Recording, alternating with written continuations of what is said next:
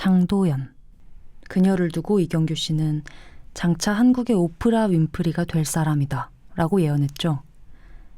제 주제에 말을 보태보자면 저 역시도 아주 동의하는 바입니다. 그녀는 함께하는 사람들을 돋보이게 만드는 최고의 파트너죠. 짜여진 판에서 본인에게 주어진 역할을 아주 명민하게 수행해 우리에게 즐거움을 주는 그런 사람입니다. 한마디로 최고예요. 하지만 만약 그녀가 토크쇼에서 리액션을 하는 데에 그치지 않고 스스로 토크의 주인공이 된다면 우리는 어떤 이야기를 들을 수 있을까요? 그녀가 다른 사람들을 웃음 짓게 하는 것이 아니라 본인이 좋아하는 것들에 관한 이야기를 한다면 그녀는 무엇에 관하여 말할까요? 저는 그녀가 넘어가서는 안 되는 선 그런 거엔 관심 없고요.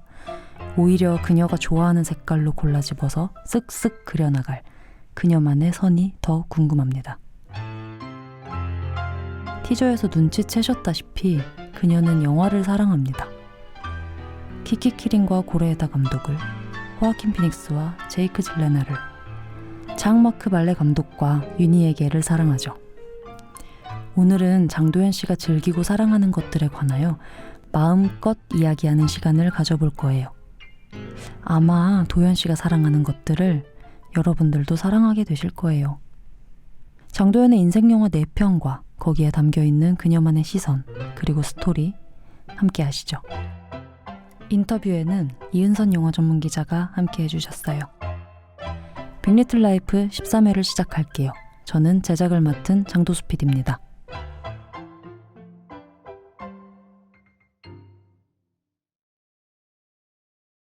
첫 번째 영화를 들어가 보려고 합니다. 네. 도연 씨, 첫 번째 영화 뭐죠, 우리? 첫 번째 영화는 두둥. 영화 허입니다. Good morning, Theodore. Good morning. You have a meeting in 5 minutes. You want to try getting out of bed? Get up! You're too funny. 오, 허. 그녀란 이름으로 국내에서 개봉을 했죠. 맞아요. 그 인공지능 OS, 그러니까 우리 운영 체제라고 하는 그 OS 사만다. 이걸 제대로 발음하면 사멘사가 돼야 사멘사. 되고 이제 티오도르 이렇게. 맞아. 테오도르라고 나오죠. 이름도 티오도르. 네, 이 호아킨 피닉스가 연기하는 테오도르라는 남자가 그 운영 체제 사만다와 사랑에 빠지는 이야기를 그리고 있고요. 이 영화가 86회 아카데미 시상식에서 각본상을 받은 작품이고, 그리고 제 71회 골든글로브에서도 각본상을 받은 작품인데, 저는 이 해에 각본상 받을 만한 영화다라고 생각을 했었어요. 스파이크 존즈 감독이 이 각본을 직접 쓴 영화이기도 하고요. 할리우드에서 고유하게 자기의 이야기를 만들어내는 감독이라는 점에서도 굉장히 소중한 감독이죠. 그러니까 각본상 받아도 그렇죠. 네, 맞아요. 오. 이 영화는 제가 이 영화의 진가는 저는 3번째 봤을 때 알았던 것 같아요. 총 몇 번 보셨어요? 3번. 세 번 보고 그 후에 이제 플랫폼에 많이 나와서 그 이후로도 한 2-3번 더 봤고, 근데 처음에 봤을 때는 약간 황당한 영화라고 생각했어요. 그럴 수 있겠지. 그래서 중간에 좀 집중을 못했던 거기도 하고, 그래서 첫 번째 봤을 때는 기억 남는 게 노래가 좋다. 저 진짜 너무 좋아요. 노래가 좋다. 그리고 그 목소리로 나왔던 사만다. 네. 사만다 목소리가 원래 좋은 배우라고는 생각했지만 이렇게 음성만 들었을 때도 와 진짜 매력이 있구나. 이 딱 2가지 빼고는 크게 와닿지는 않았거든요. 근데 두 번째 봤을 때, 두 번째도 이게 시간이 남아서 혼자 극장에서 봤었던 걸로 기억을 하는데, 두 번째 보니까 와 호아킨 피닉스가 그러니까 이 사람이 유명한 배우라는 것만 알고 저는 이분의 작품을 내가 많이 봤었나 싶기도 했었는데, 그때 이 배우가 엄청 보였던 것 같고, 그리고 세 번째가 비로소 이제 내용에 완전 집중해가지고 봤었던 것 같아요. 그래서 뭔가 좋은 영화 얘기할 때 떠오르는 영화 중에서 늘 꼽히는 영화 중에 하나인 것 같아요. 저는 허를 보면 이번에 다시 보니까 이거는 결국 사랑을 어떻게 정의하는지에 관한 질문일 수도 있겠다. 어디까지를 사랑이라고 불러야 하나? 어디까지 우리가 사랑이라고 허용을 할 수 있을까에 관한 이야기일 수도 있겠다는 생각이 들었거든요. 거기 어떻게 생각하세요? 사랑? 근데 저는 그 생각은 했었던 것 같아요. 요즘 그 실이나 이런 것도 있고 그 뭐라고 하지? 집에서 가전 제품도 하이 뭐 이렇게 부르는 인공지능 네. 스피커. 하이땡땡 이것도 있고 그 생각을 했어. 막 뭔가 마음이 막 좀 복잡하고 너무 힘든 날인데 그거를 구구절절히 사람들한테 굳이 얘기하고 싶진 않아. 하지만 또 누가 알아줬으면 하는 또 그런 마음이 있잖아요. 집에 딱 들어왔는데 갑자기 그 인공지능 스피커가 켜지면서 오늘 많이 힘들었지 뭐 이런 게 딱 나와. 눈물 버튼 눌릴 것 같아. 그러면은 훅 들어올 것 같은 거예요. 그러면 뭐 아무리 주위에 뭐 내 마음을 뭐 나누고 싶은 사람들이 뭐 있을지언정 그게 다 마음이 막 갈 것 같아. 그때부터 하나의 막 생명이 불어넣어질 것 같은 그런 생각은 해봤던 것 같아. 그런 기기들을 잘 쓰는 편이세요, 평소에는? 저는 완전 안 써요. 그래서 더 신박하게 생각을 했나? 아, 이럴 수도 있겠구나 막 생각을 했나? 내가 너무 막 기계에 대해 알면 아니 이거는 이렇게 작용을 해서 뭐 해서 무슨 데이터베이스로 해서 이렇게 나오는 거지라는 일련의 과정을 모르니까. 그럴 수도 있겠다. 그래서 그랬나? 얘가 나한테 오늘 많이 힘들었지라고 하는 건 나의 뭔가 한숨 소리를 들었던 그치. 알고리즘의 결과 이걸 알면은 그렇지. 이렇게 신비화가 되지 않는데. 맞아요. 우리 같이 그 공학과 거리가 우리 다 거리 먼 거 맞아요. 저 완전 멀어요. 완전 멀어요. 저는 공학과 거리 먼 사람들은 그게 다 베일에 쌓여버리니까 이 도출된 결과가 너무 신비롭게 느껴질 수 있을 것 같아요. 약간 이상하게 비유해봐도 돼요. 방금 네, 생각이 난 언제? 건데 제가 빵을 진짜 좋아하는 빵순이거든요. 그래서 20살 되자마자 빵집에 아르바이트를 했거든요. 근데 그때 빵이 만들어진 과정을 제가 봤잖아요. 네. 그때 약간 빵을 멀리했어요. 왜요? 그냥 이게 반죽에서부터 이렇게 구워지고 이게 뭐 튀겨지고 뭐 해서 이 빵이 되니까 그 전처럼 뭔가 다가오는 게 달랐어. 신비롭지 않아요, 빵이? 신비롭지 않았어요. 그걸 내가 다 알게 돼서. 빵이 어떻게 신비로울 수 있지? 빵을 잘 몰라가지고. 신비하죠. 아니 네, 밀가루랑 빵순이세요. 설탕과 그럼요. 소금과 이런 그래, 거 이 진짜, 비율과 네. 여기선 단데 여기선 이 짠 게 갑자기 나타나면서 이 조합을 어떻게 생각했지? 그리고 그러니까. 안은 촉촉한데 겉은 바삭하고 뭐 이 생지를 몰라 썼으면 이거를 막 상상을 하면서 먹으면은 이게 아무튼 비유가 별로였던 것 같아요. 아니 그렇지 않아요. 근데 그러면은 어떤 일이든 그 자세한 과정을 알게 되면 애정이 살짝 식는 타입의 사람이에요? 애정이라기보다 그냥 호기심이 좀 줄어드는 건가? 차라리 그쪽에 더 가까울 수 있을 것 같아요. 저는 이 영화를 처음 볼 때 이 테오도르라는 남자가 손편지닷컴에서 근무를 한 사람이잖아요. 맞아요. 그래서 대필을 해주는 사람인 거죠. 그래서 저런 미래가 진짜 온다고? 라는 생각을 오히려 하면서 거기에. 왜냐면 그건 굉장히 인간적인 감정이잖아요. 누군가 우리가 아까 다 장도수 PD의 손편지를 겪고 감긴 것처럼 그러니까 그거는 정말 마음을 담아서 누군가에게 뭔가를 전달하려고 하는 아주 기본적인 마음인데 이것조차 대체되는 시대가 온다고? 라는 생각에 약간 이 풍경이 디스토피아로 보였어요. 그래서 그러면서 착 이 영화에 들어갔던 첫 기억이 있습니다. 저는. 그러니까 인간적인 감정이라는 게 뭘까에 대한 생각을 던지는 영화라고 생각을 했고 실제로 테오드로가 여기서 그런 대사가 있을 거예요. 아마 내가 느낄 수 있는 감정을 난 이미 다 느껴버린 것 같아. 그래서 더 이상 새로운 감정을 느낄 수 없는 게 아닐까? 혹은 느끼더라도 이미 경험한 감정이 축소돼서 그걸 느끼는 것에 불과한 거 아닐까? 이런 이야기를 해요. 그때 사만다는 뭘 하냐면 자기는 자꾸 경험을 통해 성장하는 존재라고 얘기를 하잖아요. 그래서 급기야 이 사만다가 운영체제의 갇히기를 원하지 않죠. 그러면 이 둘 중에 누굴 더 인간답다고 말할 수 있을까요? 그러니까 이런 것들. 영화를 보면서 계속 그런 생각들을 하면서 봤어요. 그래서 물론 이 영화를 보면 테오도르에게 감정을 이입해서 따라가기가 훨씬 쉬운데 만약에 이 영화를 다시 보실 기회가 있다면 사만다 쪽으로 한번 이입을 해서 따라가 보세요. 그럼 영화가 굉장히 다르게 보일 거예요. 오, 그것도 새롭다.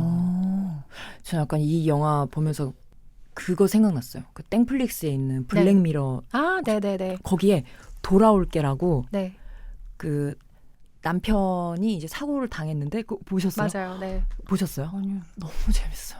난 그거 블랙미러 또한 시리즈 진짜 재밌죠. 난 그거 5번을 봤어. 그것도 약간 비슷한데 남편이 사고를 당했는데 그게 블랙미러가 되게 먼 미래는 아니지만 맞아요. 올 수도 있는 그런 미래에 맞아요. 대한 그 설정이잖아요. 근미래 디스토피아죠. 그것도. 그치. 네.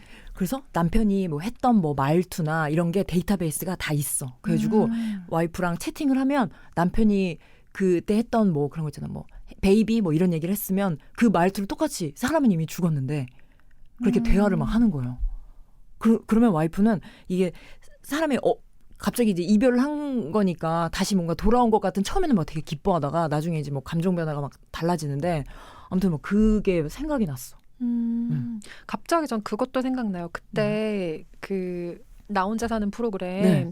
거기 처음 나오셨을 때였나? 그 VR로 그 먼저 맞아요. 자식을 잃은 저도 지금 그 맞아요. 네, 생각했어요. 자녀를 다큐멘터리 맞아요. 다시 만든 그 VR 프로그램에 들어간 어머니를 보고 맞아요. 오셨잖아요. 근데 그게 과연 디스토피아라고만 말할 수 있는가 영역인 거죠. 거기까지 넘어가면 이제 그 돌아올 게도 나중에는 그 주인공이 어쨌든 이게 자기의 사랑이 진정 아니라는 걸 깨닫긴 했지만 맞아요. 어쨌든 그 순간에는 이건 진짜 사랑의 감정이거든요. 맞아. 그럼 우리는 어느 순간 이게 사랑이든 증오든 뭐든 다 넘어서 인간적인 것과 인간적이지 않은 걸 구분할 수 없는 시대에는 살 수 있게 될 것 같아요. 어렵다. 어렵다. 근데 저는 그게 되게 그러니까 그 다큐멘터리 VR로 딸을 다시 만나는 그 다큐멘터리가 너무 잔인하다. 그러니까 저는 디스토피아라고 봤던 것 같아요. 네. 라고 생각을 했는데 엄마하고 얘기를 하는데 엄마는 엄마 같으면 그렇게라도 다시 한번 보고 싶을 것 같다고 하는 그러니까. 거예요. 그러니까 엄마는 이제 엄마 입장에서 진짜 약간 어떤 가치 판단이 너무 흐려지는 나도 그거 보면서 그런 거 생각이 나요. 원래 보면서 자기를 대입하게 되니까 나라도 VR로라도 이렇게 막 할 것 같아. 볼 것 같아. 근데 그걸 제3자 입장에서 봤을 땐 좀 잔혹하게 느껴지잖아요. 우리는 이제 시청자로 봐버리면. 맞아요. 그렇죠. 그래 뭔가 딱딱 잘라서 뭐다 맞아요. 하기가 어려운 맞아. 어려운 영역인 것 같아요. 근데 여기서 그 손편지도 되게 중요한 영역이어가지고 손편지 좋아하시죠? 전 너무 좋아요. 쓰는 거를 좋아한다라기보다 그냥 내가 누군가한테 진심을 표현할 때 제일 좋은 방법인 것 같아요. 왜냐면 쓰면서 어렵잖아요. 그러니까 이게 카드랑은 또 느낌이 달라. 카드는 그냥 뭐 만약에 뭐 감사의 인사면 뭐 너무 감사하고 뭐예요, 다 뭐 건강하시고 딱 그 정해진 그 매뉴얼 같은 게 있는데 편지는 그 진짜 내 마음을 써야 되는 거잖아요. 그래서 뭐 실수하지 않을까 계속 그래서 편지 쓰면 첫 번에 좌자자작 써본 적이 없던 것 같아. 초안 쓰고. 저 초안 쓰고. 무조건 편지가 보내지는 건 한 4번째, 5번째였던 것 같아. 맞아. 글씨가 별로거나 내용이 별로거나 쓰고 나서 줄간격이 별로. 맞아. 줄간격 그치. 예민한 문제야. 맞아. 봉투에다 다 했는데 다음날 읽어보니까 또 별로면 또 맞아, 다시 또 맞아. 고치고 이래야 되니까. 그래서 손편지 받는 것도 너무 좋아하고 쓰는 것도 뭐 좋아하고. 편지 쓸 때 늘 그렇지 않아요? 처음에는 너무 할 말이 없어서 맞아. 이걸 다 어떻게 채워야 되나 분명히 그렇게 시작하는데 마지막엔 칸이 없어서 오, 그 맞아. 문제의 뒤에 줄간격이 가면은 막 자간 막 이만해지. 맞아. 항상 그런 게 생기는 거야. 손편지 좋습니다. 손편지 좋아하세요, 기자님? 저 너무 좋아하죠. 너무 좋아해서 그걸 전해주는 사람도 너무 좋아해요. 근데 저는 사실 제가 쓰는 손편지 중에 전달하는 거는 반도 안 되는 것 같아요. 쓰기는 많이 쓰는데? 진짜? 나는 그걸 주는 게 너무 부끄러워. 근데 왜 써요? 쓰는 건 왜 쓰는 하고 싶은 거야? 말은 너무 많은 거예요. 그러니까 제가 애정 표현을 잘 못하고 원래 좀 무뚝뚝하고 하니까 그러니까 이게 지난 회차 빅리틀 라이프에도 얘기를 했는데 막 위로를 즉각적으로 되게 유려한 언변으로 해줄 수 있는 사람이 못 되다 보니까 그 앞에서는 그랬구나만 하다가 집에 오면 갑자기 해주고 싶은 말들이 막 생기는 거지. 그러면 써요. 쓰고 다음 날 보면 이제 아이고 못 주겠다 뭐 이러거나 너무 그걸 건네주는 행위가 부끄럽거나 이래서 그냥 다 쌓여 있어요.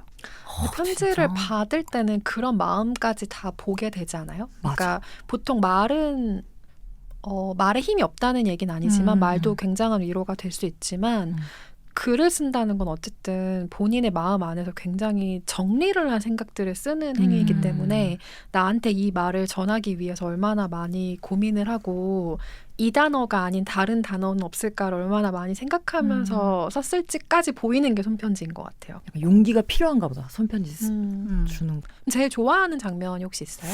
제일 좋아하는 장면은 제일 기억에 남는 장면은 테오도르가 그 사만다랑 데이트 한다고 얘기를 해야 되는 게 맞겠지? 그쵸, 막 데이트죠. 돌아다니면서 신나게 막 홀린 사람처럼 햄버거 먹었나 뭐 먹으면서 막 지나가고 사람들 신경 안 쓰고 네. 나는 그 표정을 잊을 수가 없는 것 같아. 너무 어. 행복해. 너무 행복해 보였어.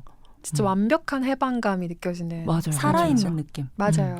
그리고 그 전에는 뭔가 이 테오도르가 난 되게 걱정되는 마음으로 봤거든요. 저 끝이 보일 텐데 괜찮을까라고 걱정을 했었는데 그 장면에서 보면서 아유 이렇게 좋은데 뭘 약간 이런 생각했던 거야. 안심됐어. 네가 좋으면 됐다. 맞아. 좋으면 됐다 이랬던 것 같아. 이 영화는 인공지능 OS와의 굉장히 감성적인 측면에 대한 이야기잖아요. 그리고 얘기 드린 것처럼 진짜 인간적인 감정이란 게 무엇일까에 대한 질문을 던지면서 되게 아이러니하게도 인간적이지 않은 걸로 인간적인 감정을 되찾게 되는 사람에 대한 이야기잖아요. 이거랑 같은 소재를 이야기하고 있지만 정반대의 방식으로 풀어내는 하이잭시라는 영화가 있어요. 하이잭시. 이건 코미디고 필기. 우리가 흔히 얘기하는 화장실 유머에 가까운 정말 약간 지저분한 코미디인데 이거는 그 인공지능 OS가 이걸 사용하는 유저에게 집착하면서 벌어진 얘기거든요. 그래서 약간 반대에 있는 영화라서 같은 소재를 완전한 코미디로 풀어낸 작품이 보고 싶으시면 하이잭시도 한번 보세요. 어떻게 집착해요? 정말 모든 걸 감정이 통제하려고 하죠. 이 사람의 뭐 행동이라든지 뭐 패턴이라든지 그런 것들. 그러니까 본인이 안내해주는 대로만 하라고 하고. 엄마야? 되게 특이하다. 신기하다. 이것도 봐야겠네. 네. 하지만 굉장한 화장실 유머라는 거 미리 경고드립니다. 에이, 화장실 영화 최고죠. 그럼요. 지금 좋습니다. 영화는 감성적인 거 올라와놓고 화장실 영화가 최고. 좋습니다. 두 번째 영화로 넘어가 볼까요? 네. 벌써 끝났어요? 더 하고 싶은 얘기 있어요? 아니야. 아니 얘기해 주세요. 재밌어서요. 자, 두 번째 영화는 앙. 으아! 내가 너무 좋아하는 이게 영화예요. 너무 귀여워요. 앙 단팥 그쵸? 인생 네. 이야기입니다. 店長さんその後のドラハルはどうでしょうひょっとしたら 가와세 나오미 감독님의 앙인데요. 이게 이름만 들어서는 뭐 귀여운 척하는 거야? 알겠지만 저한테 얘기하시는 건 줄 알고 아니, 언니가 아니. 이제 내가 편해졌구나. 이름만 들어서는 모르는 분들도 많으실 것 네. 같아요. 왜냐면 저도 네. 예고편 처음 봤을 때 이게 음. 그 한글로 앙 이렇게 맞아, 써 맞아. 있잖아요. 그래서 뭐지? 뭐지 했었던 것 같거든요. 네네. 그래서 어떤 안고 할 때 앙. 맞아요. 앙금. 네. 어떤 영화인지 소개를 제가요? 이 소개 잘해야 될 것 같은데. 아니에요. 그냥 편하게 해주세요. 이거는 도라야끼. 네. 그 우리나라로 치면 그 팥빵 파는 그 가게에 연세가 좀 지긋하신 할머니가 알바로 오시면서 맞아요. 네, 뭔가 그리고 그 안에 단골 고등학생이었나 중학생인가 네. 또 한 소녀가 있는데 셋이서 뭔가 그 서로 약간 연대라는 말이 맞나? 같이 이렇게 보내면서 좀 좋은 낱말을 쓰고 싶은데 무슨 말을 해야 될지 너무 모르겠다. 애정을 주고받죠. 애정을 신뢰도 그쵸. 주고받죠. 맞아요. 그러면서 뭔가 서로한테 중요한 존재가 되어가는 것 같아요. 서로. 갑자기 지금 저기 키키린 배우만 계속 생각이 나가지고 저 이제 그 첫 등장 있잖아요. 이렇게 와가지고 너무 귀여워. 너무 귀엽고 너무 이게 맞아. 연세 있으신 이제 저보다 훨씬 나이 많으신 분한테 이런 표현이 실례일 수도 있으나 너무 사랑스러운 모습. 그게 자꾸 키키린 생각나요. 필모그래피 중에 손에 꼽게 사랑스러운 영화인 것 같기도 해요. 네. 그리고 일단 저는 이 영화가 뭐 어떤 내용이고 이런 걸 보고 간 게 아니라 그냥 단순하게 제가 단팥빵을 좋아해가지고 팥에 관련한 솔직히 말하면 음식 다큐나 뭐 이런 거 같은 건 줄 알았어요. 팥을 만드는 장인의 어. 다큐. 그러니까 그렇게 보일 수도 있겠다. 드라마적이긴 한데 약간 그런 음식 영화 같은 건 줄 알았어요. 그래서 봤는데 웬걸. 팥은 왜 좋아하시는 거예요? 팥은 너무 맛있어요. 달아서? 아니요. 아니면- 단 거보다 그냥 그 식감이 있잖아요. 부드러운데 뭔가 혀에 이렇게 남아 있잖아요. 탁탁탁탁하게 뭔가 그런 질감하고 그리고 그냥 뭐 팥 너무 맛있어요. 영양갱 되게 좋아하고. 저 소울푸드가 양갱. 진짜요? 양갱 그래서 별명이 양갱이었어요. 진짜로? 밀레니얼 세대의 입맛이 양갱 고전적이다. 너무 맛있잖아요. 진짜 너무 좋아. 너무 맛있어요. 그렇구나. 그럼 우리 더 진행하기 전에 네. 제가 이거를 준비를 해왔어요. 또 뭐예요? 도라야. 보라야. 진짜 웬일이야 너무 귀여워. 이게 이게 우리가 주전부리로 뭘 먹으면서 하면 좋을까 생각을 하다가 팥 좋아하셔서 이 영화를 좋아요. 고르셨다고 맞아요. 해가지고 도라야끼 서울에서 나름 유명한 우와. 네, 거를 뭔가 해왔는데 뭔가 박스가 지금 이거 너무 귀엽지 않나요? 이거? 아니 저도 도라야끼를 먹으면 좋겠다는 생각이 든 거예요. 네. 그래서 똑같은 가게에 가서 도라야끼를 소리야? 아까 서로 발견하고 이게 뭐냐고. 잠깐만 나도 저 가게 갔다 왔는데 이런. 너무 귀여우시다. 일단 저걸 나눠 먹고 제 너무 거는 귀엽다. 이따 가져가세요. 네. 이거 우와. 막 드시면서 하셔도 돼요. 바스락 소리 제가 편집하거나 할 테니까. 우와. 우와, 도라기가 되게 무슨 마카롱 같이 생겼다. 대박. 저도 안 먹어봤거든요. 네, 사실 여기 그래서 짱이다. 여기가 생긴 지 얼마 안 된 가게예요. 지난해 우와. 생겼나 모르겠을 거예요. 어머, 제일 맛있는 걸 사가야지 하는 마음에. 아유 감사합니다. 어떻게 같은 데를 갔다가 그냥 너무 웃겨 진짜. 너무 맛있게 생겼다. 너무 귀여워. 이거 캐릭터 뭐야? 와, 세상에. 출연 안 했으면 어쩔 뻔했어요. 사실 도라야끼 하면 난 그거밖에 안 먹어봐가지고 그냥 시중에 파는 5개 들어있는 너무 맛있잖아요. 부들부들해가지고. 약간 핫케이크 같기도 하고. 맞아요. 와, 잘 먹겠습니다. 너무 맛있다. 진짜 사람 인생이 행복해질 미쳤다. 때가 별게 아니야 진짜. 맞아요. 너무 맛있다. 오 양갱 맛이 나네. 이 영화 보면 도라야끼 엄청 먹고 싶잖아요. 너무 맞아요, 먹고 싶어요. 맞아요. 근데 이게 은근히 구하기 힘들어요. 맞아. 그러니까 만드는 딱 데가 먹고 별로 싶을 없어. 때 딱 먹기가 힘들어요. 태극당 같은 데 가야 이제 몇 개 있고. 파리카라상에도 있는데 그건 약간 제 취향은 아니었어요. 맛있어. 기자님 영화 소개해 주셔야 돼요. 세상에 하필 드시고 계실 때. 이게 도라야끼가 음. 납작하게 구운 그 반죽 사이에 팥소를 넣어서 만드는 전통 단팥빵이죠, 일본에. 그래서 이게 보통 도라에몽이 좋아하는 맞아. 빵으로 잘 알려진 바로 그 빵인데 이걸 이렇게 말해도 돼요? 괜찮아요.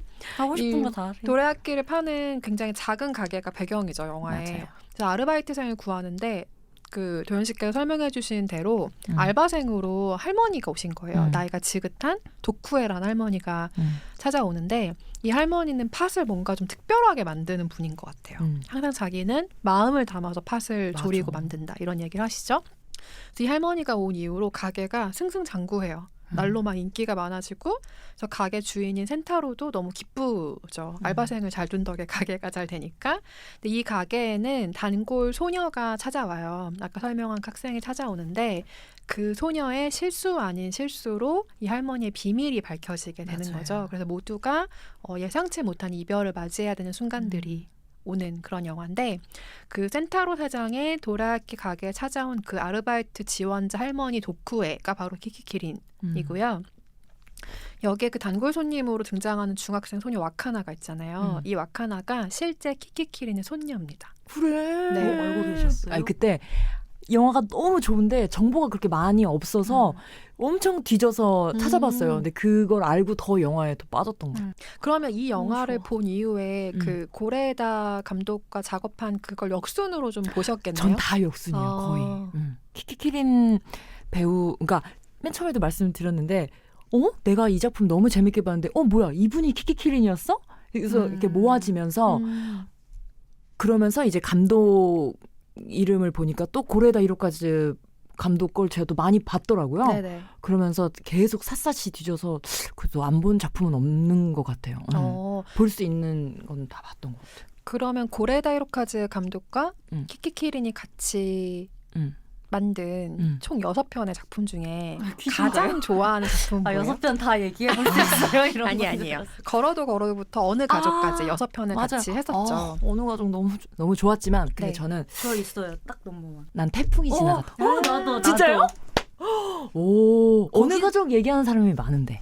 아니 저는 태풍. 나도. 그냥 근데 키키키린과 논외로 그 영화를 좋아하는 것 같아요. 고레다 히로카즈 감독이 그 실제 어머니와 자신의 추억을 좀 곁들여서 만든 영화가 태풍이 지나가고이고 거기서 실제로 키키키린이 쓰고 있는 안경 같은 게 실제 고레에다 어머니가 쓰시던 어머나. 안경이에요. 그래서 여러 편의 고레에다 영화에 키키키린이 어머니 역할로 출연을 하셨잖아요. 맞아요. 다른 배우들의. 그래서 2018년도에 이 배우가 세상을 떠났을 때 고레에다 감독이 어머니를 2번 잃은 마음이다 뭐 이런 이야기를 고백을 하기도 했었고 태풍이 지나가고는 사실 감독에게도 되게 중요한 영화인 게 나중에 내가 저승에 가서 세상을 떠나서 그 위에서 누군가가 넌 이승에서 뭘 하다가 왔니? 라고 물어보면 그 영화를 보여줄 거라고 답했을 정도로 자기의 많은 것들이 투영된 영화라고 얘기한 적이 있어요. 약간 자전적인 게 많이. 그쵸. 그러면 그 장면에 있잖아요. 비 엄청 오는데 네. 놀이터 같은데 안에서 네. 과자 까먹고 네. 그건 분명히 경험에서 경험이다. 나온 어, 거다. 맞아. 그게 그랬을 것 같아. 제 기억으로는 본인의 경험과 그 친구의 경험이 섞였다고 알고 있어요. 그러니까 그 문어 모양의 맞아요. 그 맞아요. 놀이터에 미끄럼틀 같은 게 있잖아요. 거기로 그런 문양으로 대피했던 적까지는 없는데 어쨌든 뭐 친구의 경험과 자기의 경험들이 섞여 있었고 거기서 뭐 카레 스튜라든지 맞아. 이런 음식은 실제로 어머니가 자주 해주셨던 음식이라고 하더라고요. 저는 모스버거가 먹고 싶어지던데. 맞아.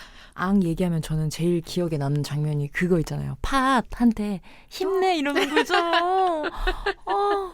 맞아요. 거기 도라야키에 들어가는 팥소를 계속 이 도쿠의 할머니가 만드는 과정이 나오는데 저는 팥을 보고 예쁘다고 생각한 영화는 이 영화가 유일해요. 아 이게 이렇게 깨지기 직전에 팥을 사실 맞아요. 봐본 적도 별로 없는 것 그러니까요. 같아요. 그렇게 자세히 본 적도 없을 뿐더러 그래서 그 아침 되게 일찍 이 도쿠의 할머니가 사장님한테 이 팥소를 만드는 걸 가르쳐주는 그 시퀀스 자체가 있는데 맞아요. 그 장면이 너무 좋아요. 팥이 막 보글보글 끓는 음. 소리라든지 막 톡톡 소리를 낼 때 그 팥들을 지켜보는 경험 자체가 너무 즐거웠던 기억이 있고 너무 사랑스러운 영화죠 정말. 근데 평소 영화나 드라마를 보면서 저는 네.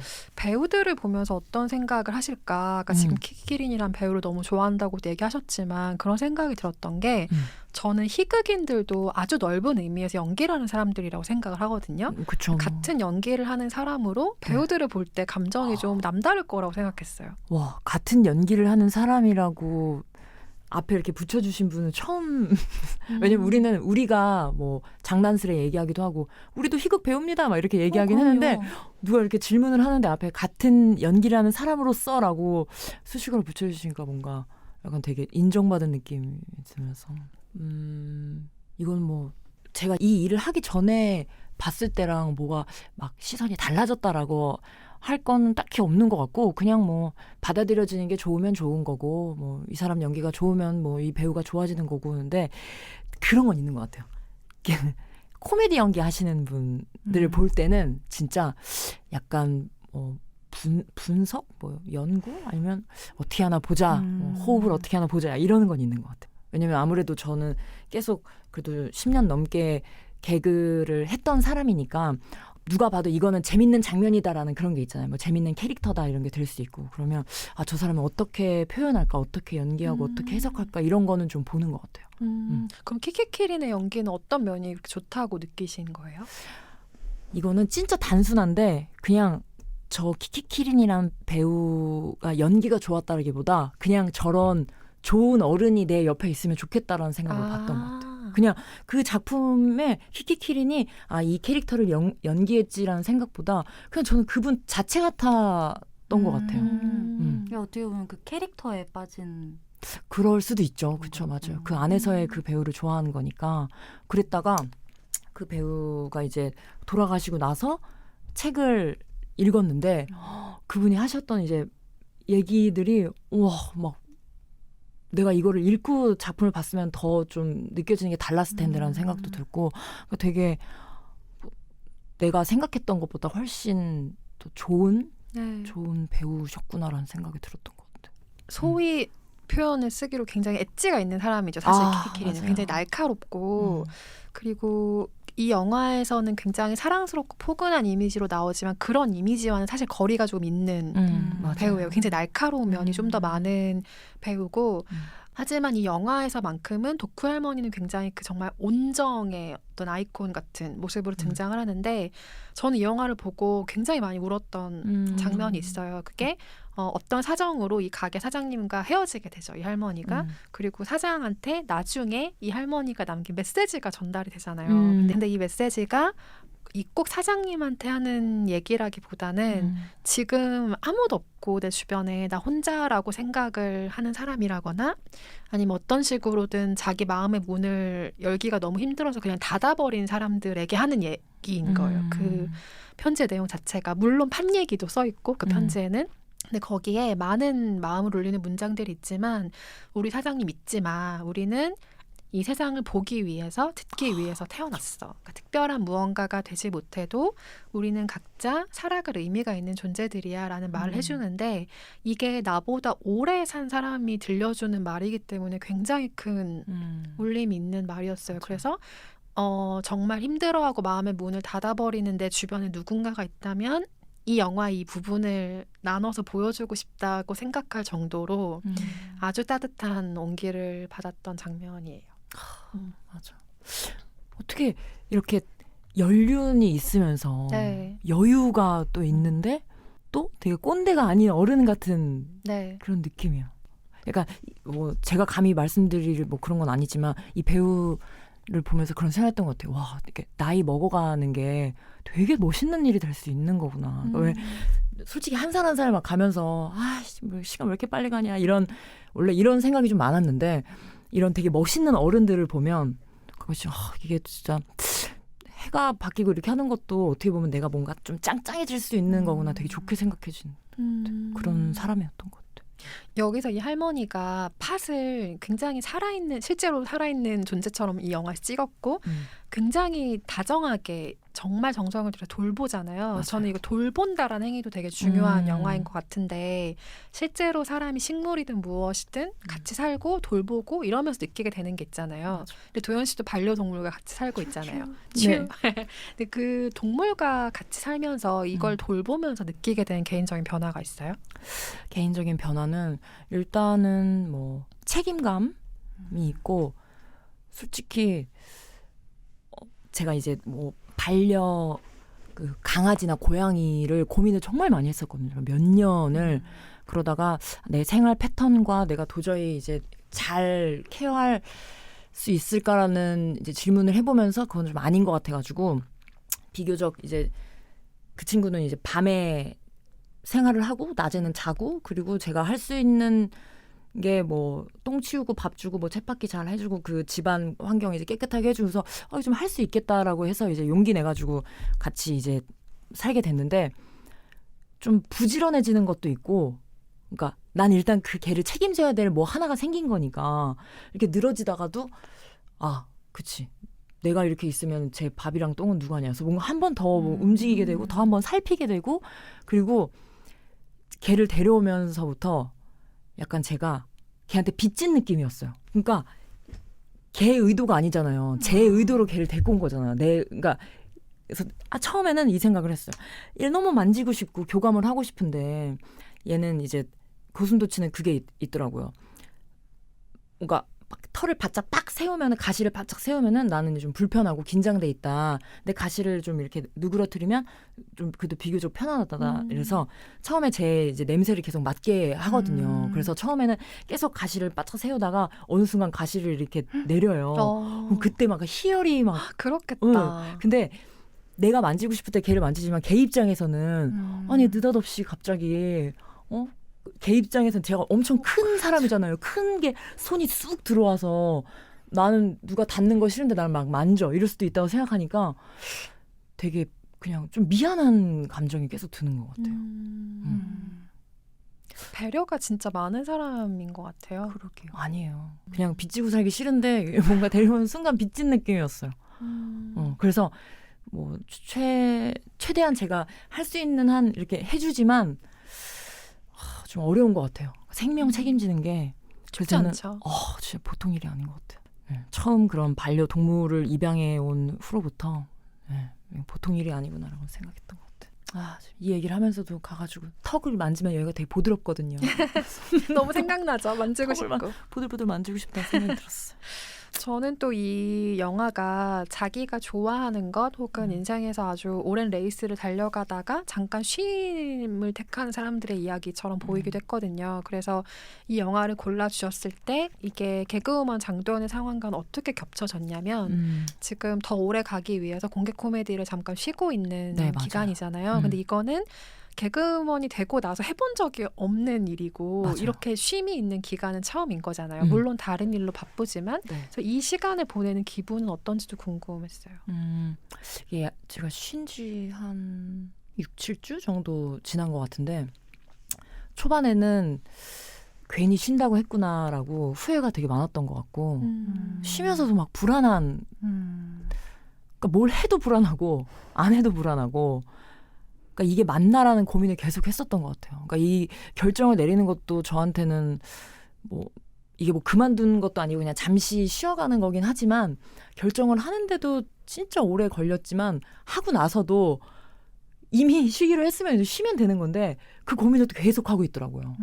그래서 화요일 날이 그 공개 코미디 녹화 날인데 아직도 화요일 날 아침에 눈 뜨면은 내가 한다고 했었어야 됐나 이 생각을 계속 아직도 하고 있어요. 그러니까 이게 10년 동안 뭐를 저희 같은 직업은 길게 가는 프로그램을 만나지 않는 이상 한 번씩 이렇게 막 변화하는 과정이 있잖아요. 근데 저는 또 기간이 짧은 시즌제 프로그램을 많이 해서 그 패턴이 팍팍팍 바뀌었는데 유일하게 화요일만 10년째 그걸 유지하고 있는 시간이었었거든요. 근데 그게 갑자기 없어지니까 그래서 오롯이 쉬는 날은 되게 그 계획표에 맞게 생활을 하는 것 같아요. 아침에 딱 몇 시에 뭐 8시에 일어나. 그래서 신문 보고 몇 시까지는 책을 봐. 그리고 몇 시에는 뭐 좋은 게 있으면 뭘 봐. 그리고 다음에 뭐 운동을 해. 이걸 되게 나는 체계적으로 잘 보내고 있다라는 걸 혼자 되게 의식적으로 하고 싶어서 그렇지 않으면 아직도- 후회될까 봐. 아직도 그렇게 살고 있어요. 그럼 화요일이 아닌 다른 요일이 주어졌을 때는 아무런 계획 없이 쉴 때도 있어요? 아무런 계획이 없다라는 선이 어느 정도인지 모르겠어요. 근데 자기 전에는 그냥 내일 뭐 하고 뭐 해야겠다라고 뭐 시간을 딱딱딱 정해놓지는 않더라도 그냥 온전히 쉬면 뭐 하나 알맹이는 있었던 것 같아요. 그러니까 진짜 근데 그 알맹이란 것도 뭐 큰 그런 게 아니라 뭐 내가 미뤘던 뭐 어디를 꼭 간다던가 다녀온다던가 뭐 사고 싶었던 걸 산다던가 뭐 좋은 뭐 영화를 본다거나 운동을 뭐 되게 뭐 빡세게 뭐 한다던가 이 알맹이가 하나 있어야지 좀 마음이 그날 잘 때 편안한 쉬었지만 난 뭘 했다 약간 이런 게 있는 거. 혹시 멍 때린다는 기분이 뭔지 모르죠? 전 몰라요. 나도. 저도 몰라요. 이런 사람들의 특징이야. 멍 때리는 게 무슨 우리 기분인지 MBTI 모른다. 각자 까볼까요? 저 알아요. 저 ISFJ인가?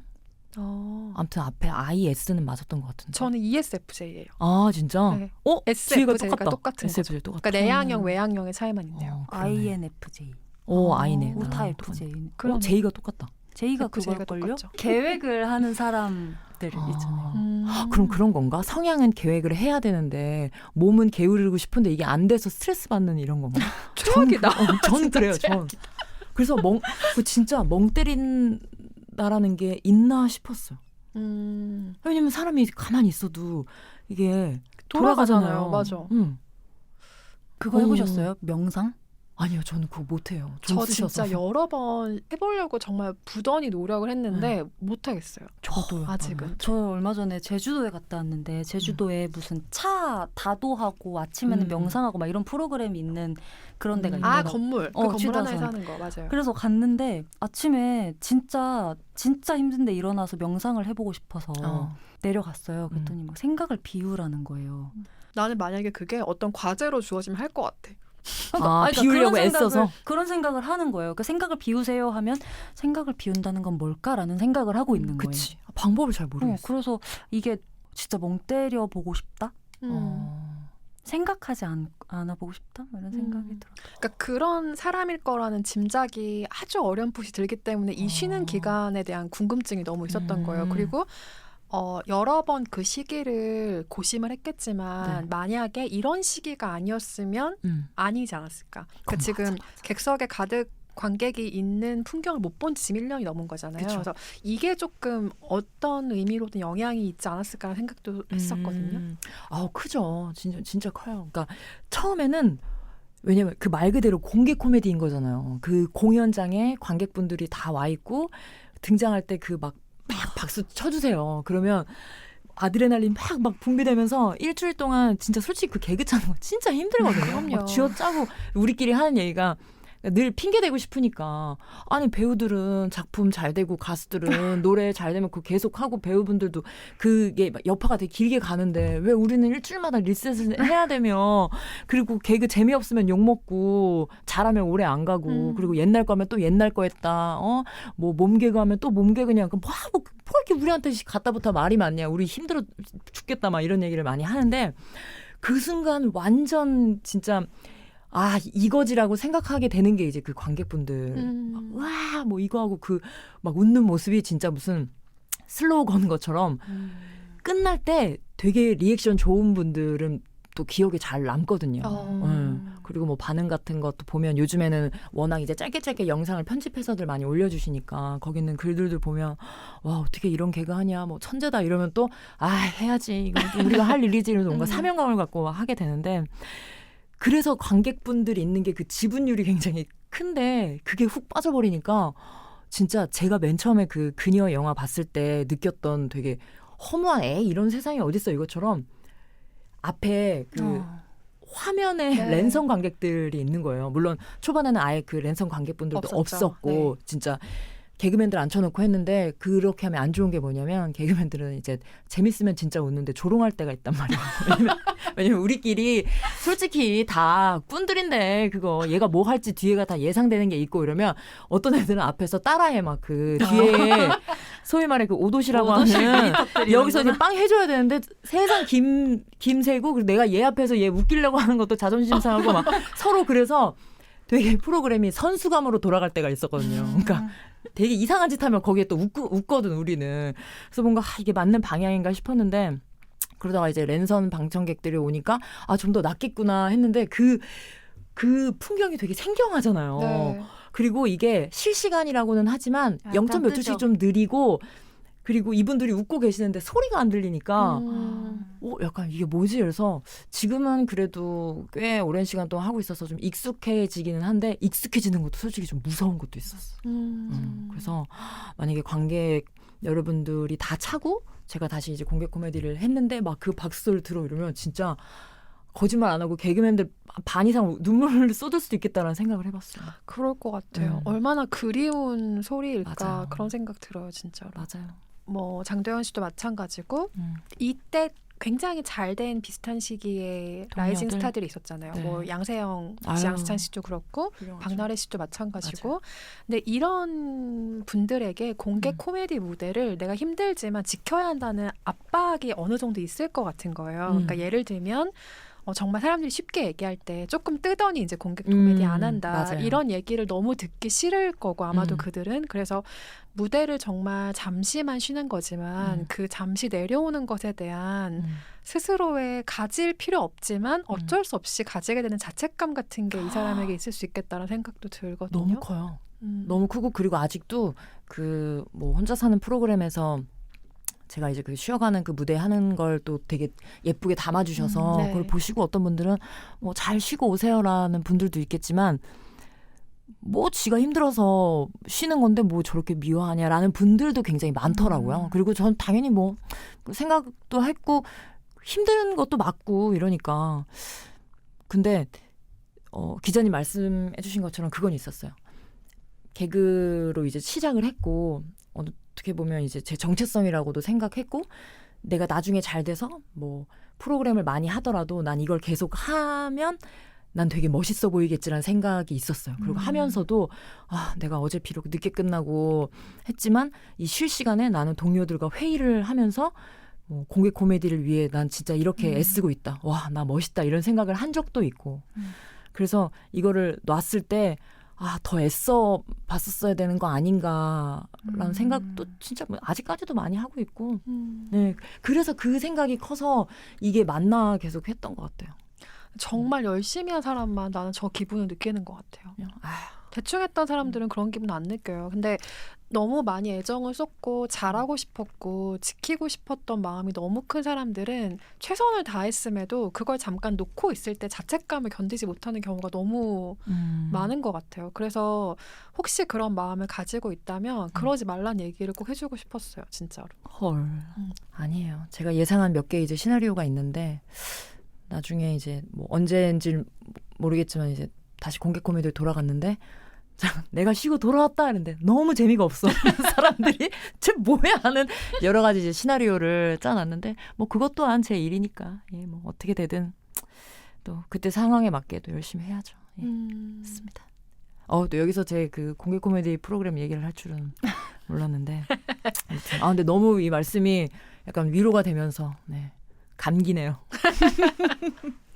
지금 도현 씨 쉬는 거 사실 우리 좋으려고 그런 것 같다는 생각을 저는 많이 했는데 나중에 우리 좋으려고. 아유, 그렇죠. 잘 쉬어보도록 하겠습니다.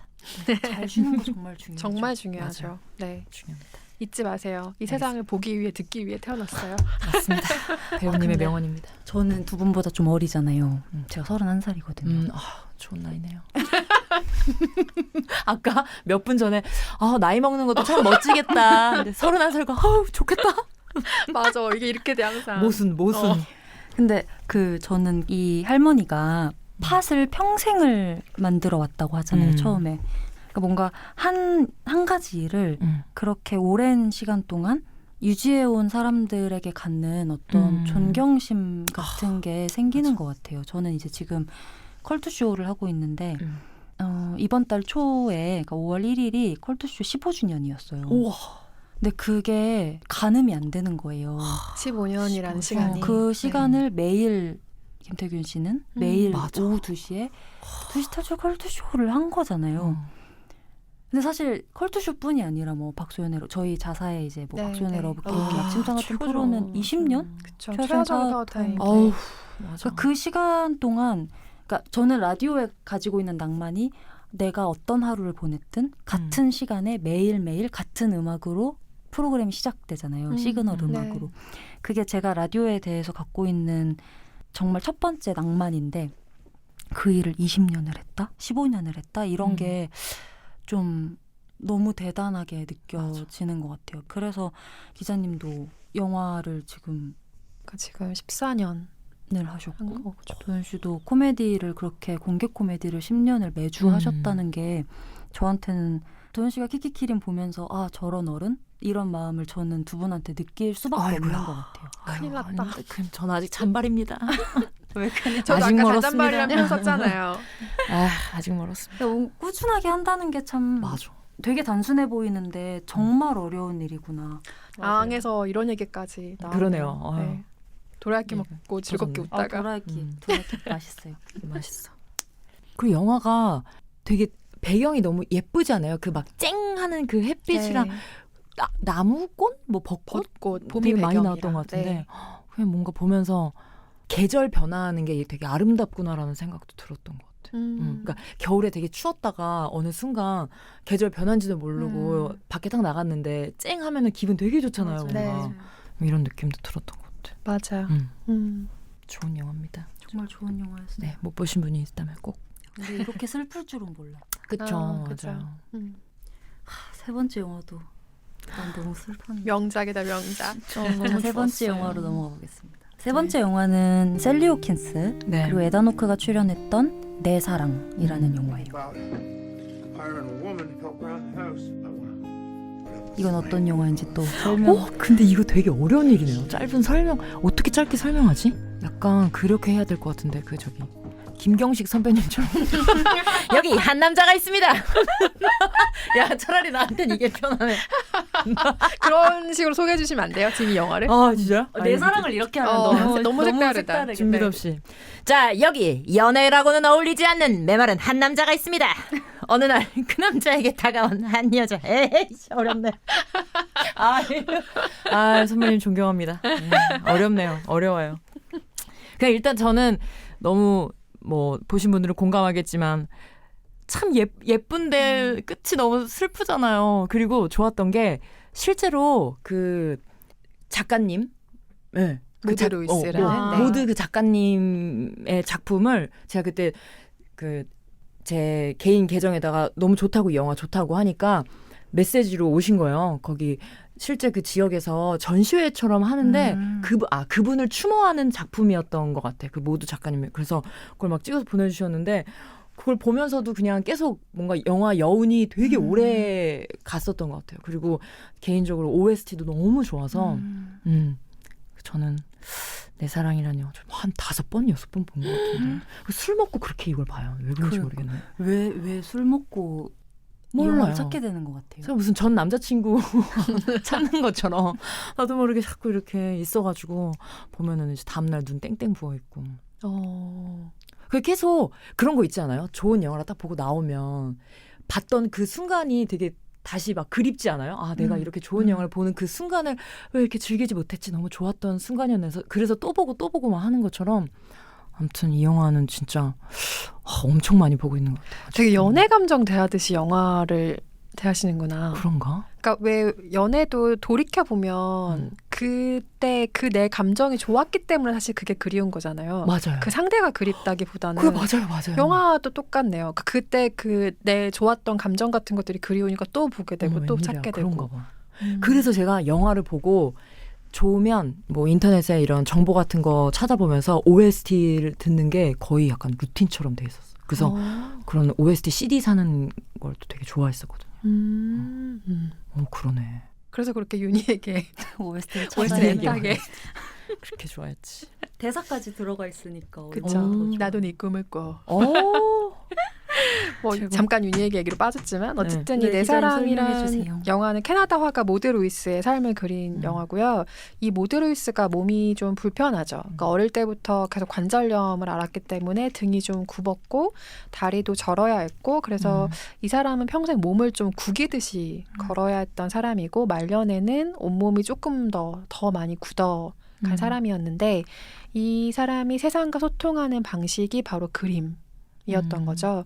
그래서 영화는 이 모드 루이스라는 여성이 에버렛이라는 그 에다노크가 연기하는 이 남자의 집에 처음에는 가정부로 들어갔다가 그렇게 인연을 시작한 이 두 사람이 부부가 되고 30년의 세월을 함께 살아가는 과정을 그리는데 그러니까 이 사람은 정식 미술 교육을 받은 적은 없지만 항상 창밖의 세상을 보고 그걸 자신만의 그림으로 표현을 해냈죠. 그래서 이 영화 안에도 그런 식으로 모드 루이스가 그린 그림들이 많이 나오는데 그 그림을 보면은 굉장히 계절감이 다양하고 맞아. 색이 너무 예뻐. 네, 색채가 정말 밝고 아기자기한 표현들이 있고 막 꽃과 식물 같은 것들, 뭐 나무들 이런 게 주로 소재가 되잖아요.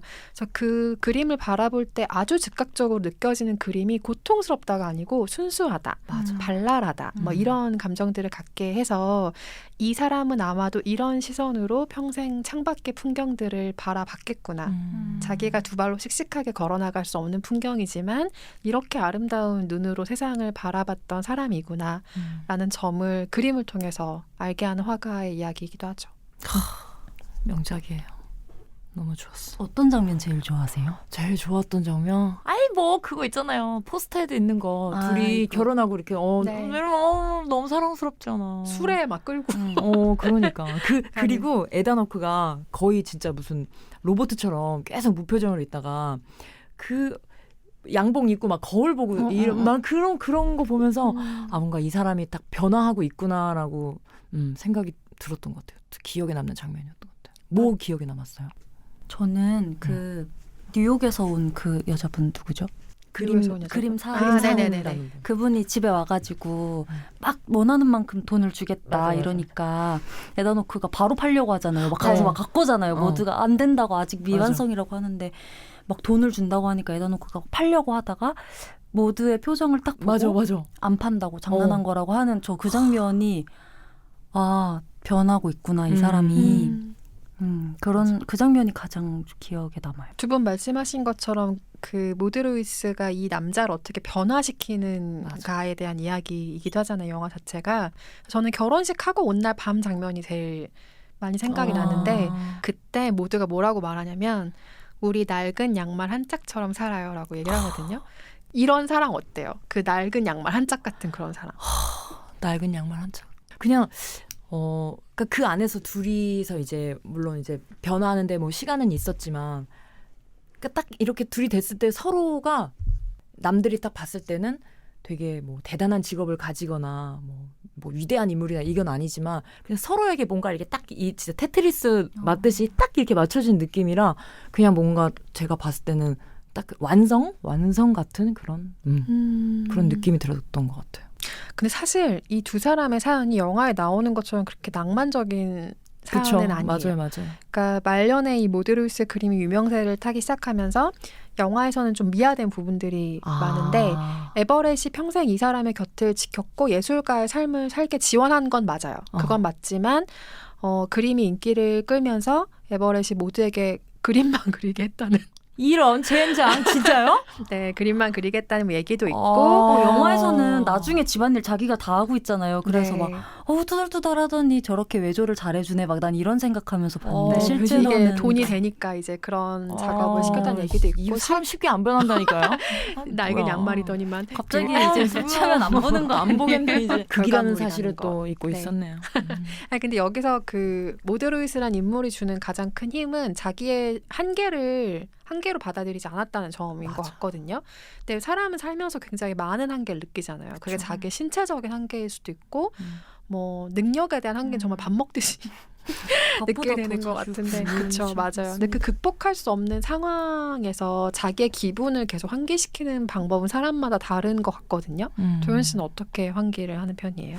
환기. 예전에는 그런 스트레스를 좀 많이 받았던 것 같기도 하고, 물론 일하면서도 그렇고, 제가 이제 뭐 보통 개그 시작하는 분들은 진짜 동네에서 엄청 유명하거나, 반장은 뭐 무조건 뭐 전교 회장까지 다 해본 친구나 아니면 뭐 극장에 들어와서 이렇게 딱 탄탄하게 이렇게 다져온 분들인데, 저는 진짜 좀 약간 생뚱맞게 학교 다니다가 된 거여서 초반에 그런 능력의 한계를 느낀 게 당연히 맞죠. 왜냐면 저는 0에서 시작된 사람이니까. 근데 이제 동료들은 어느 정도 이제 능력치를 갖고 있고 막 점점 잘 되는 걸 보면서 이거 내가 어떻게 해야 되나라는 스트레스가 진짜 좀 많았거든요. 괜히 내가 방송 일을 한다고 까불어가지고 그런 거 아닌가 했는데, 지금도 물론 뭐 일이 있고 없고를 떠나서 능력의 한계는 계속 느끼는데, 요즘에는 그냥 약간 배째라식으로 그냥 있는 것 같아요. 그냥 뭐 어떡하라고 약간 지금 깡패가 돼가고 있는 것 같은데, 그냥 그럴 일이 너무 많아. 뭐 방송이 끝나면 아쉬운 거 뭐 저런 멘트를 나는 왜 하지 못했을까 뭐 이런 식으로 더 뭐 진행을 했으면 더 좋았을 텐데, 뭐 개그가 됐으면 딴 걸로 뭐 좀 짜면 더 좋았을 텐데, 늘 아쉬움이 있으니까 늘 한계를 느끼지만 뭐 어쩌겠어. 뭐 어쩌라고 약간 이런 것 같아요. 그냥 놔버린 건가? 최근에 그 이경규 씨가 해주셨던 얘기가 저도 굉장히 인상적이었는데, 너는 어떤 캐릭터가 될 필요가 없어 도연아 맞아. 이런 그런 얘기를 하면서 말씀하셨어요. 만약에 한국에서 오프라 윈프리가 된다면 네가 될 거야 이런 얘기를 하셨잖아요. 맞아요. 아유, 저도 들으면서 내가 그럼 한국의 오프라 윈프리가 돼야지. 이건 절대 아니고 그냥 선배님께서 고민하고 있는 후배한테 이제 너무 과분한 이제 조언을 해주신 거라고 느끼긴 했는데, 경규 선배님도 그렇게 말씀해 주셨고, 예전에 제가 방송에 가면 그 예능에서 이제 개그우먼한테 바라는 그런 게 있잖아요. 뭐 막 뭐 흥을 뭐 돋군다거나 텐션 올리고 뭐 에너지 있게 막 하고 있는데, 성향이 진짜 그런 성향이 제가 아니거든요. 물론 뭐 방송 일을 하면서 이제 뭐 또라이 같다라는 얘기는 많이 듣지만, 그러니까 뭔가 막 에너지 넘치거나 막 분위기를 막 와 하면서 이런 게 없어서, 제작진한테도 그런 얘기를 좀 들었거든요. 도윤 씨는 딱 뭐 캐릭터가 없고 너무 색깔이 없다. 근데 이 방송 쪽으로 하려면 확실한 이런 캐릭터가 있어야 된다. 색깔이 있어야 된다 얘기를 들어서, 그때 진짜 이걸 내가 그러면 누구를 연기를 해야 되는 건가, 아니면 내가 어떤 사람이다라고 진짜 계속 마인드 컨트롤을 하면서 일을 해야 되는 건가에 대한 고민이 진짜 많은데, 그때 김준현 씨가 제 동기거든요. 김준현 씨가 그 얘기를 했었던 것 같아요. 뭐 무슨 색깔 되려고 하지 말고 너가 색이 없으니까 딴 사람하고 조화롭게 하는 게 네 캐릭터라고 생각하라고. 근데 그 얘기가 너무 좋은 거예요.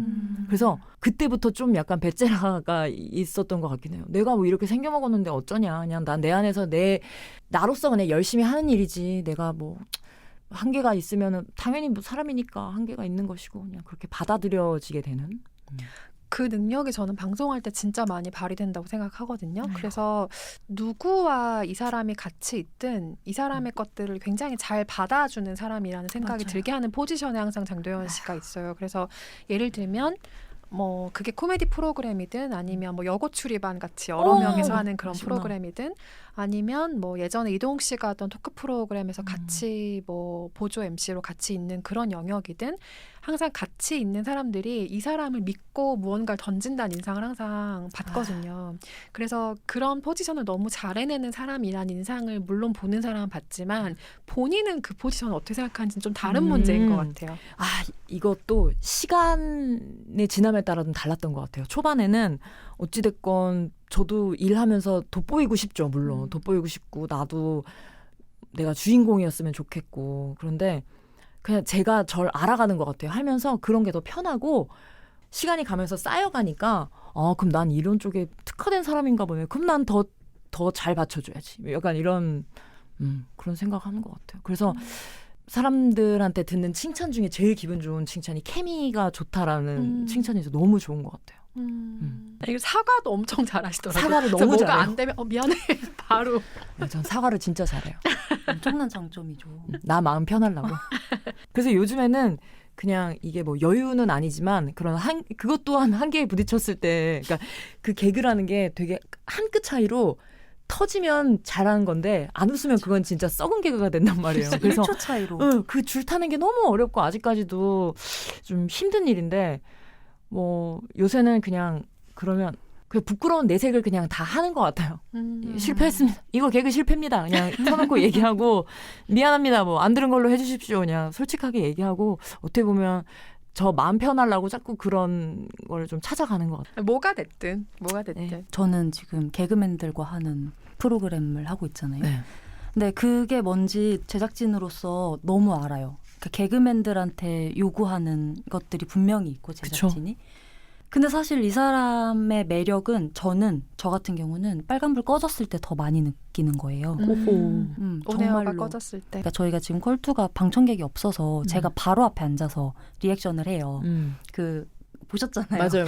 바로 앞에 앉아서 이제 혼자 100명어치의 리액션을 해야 되는 그런 부담감을 가지고 리액션을 직업이다, 하는데 진짜. 그러다 보니까 불이 꺼졌을 때 그 대화가 다 들리잖아요. 그리고 이 사람의 아이스 브레이킹을 하기 위해서 저도 대화를 하기도 하고 그때 모습이 너무 매력적인 거예요. 근데 컬투쇼는 어쩔 수 없이 프로그램의 성격이 있으니까 누구를 섭외할 때 그러니까 이 사람한테 기대하는 역할을 갖고 모시게 되는데 저는 팬으로서는 그 아까 기자님이 말씀해 주셨던 그런 역할만 하기에는 도연 씨한테 아깝다. 뭐 이런 어이구야. 마음이었거든요. 어이구야. 이게 상대방이랑 같이 무언가를 엮였을 때 둘 다 돋보이게 하는 재주를 발휘할 수 있는 사람이 많지 않거든요. 근데 이미 이걸 너무 잘하는 사람이잖아요. 그렇죠. 그래서 그러니까 뭔가 다른 건 당연히 잘할 수 있는 사람인 거죠. 너무 오늘 민망하다. 팬미가 모여가지고. 닭살이 너무 감사하죠. 아유 너무 지금 황송한 말씀. 근데 뭐 누구를 다치게 하는 개그를 하고 싶지 않다는 말을 여러 번 많이 했었고, 네. 그러니까 이게 점점 맞아가고 있는 느낌을 실제로도 받으세요? 늘 뭐 방송을 하거나 뭘 하면은 집에 가면서 이제 막 곱씹거든요. 이 멘트는 좋았나, 이거는 별로였나 생각을 하는데 제가 후회하는 말 중에 하나가 뭐 상처 주지 않는 개그를 하고 싶습니다라는 얘기를 한 걸 좀 후회하고 있어요. 왜요? 뭔가 사람들 그 잣대로 나 볼까봐. 저는 막 그렇게 뭐 좋은 사람도 아니고 그냥 노력합니다의 뉘앙스이긴 했거든요. 저는. 근데 너무 좋게 봐주시는 거 너무너무 감사하죠. 근데 혹여나 그 잣대로 보셨는데 이제 너무 많이 모자라니까 쟤는 그렇게 안 한다고 해놓고 왜 저런 멘트를 했지? 왜 저런 행동했지? 이러면 그냥 괜히 그럴까봐.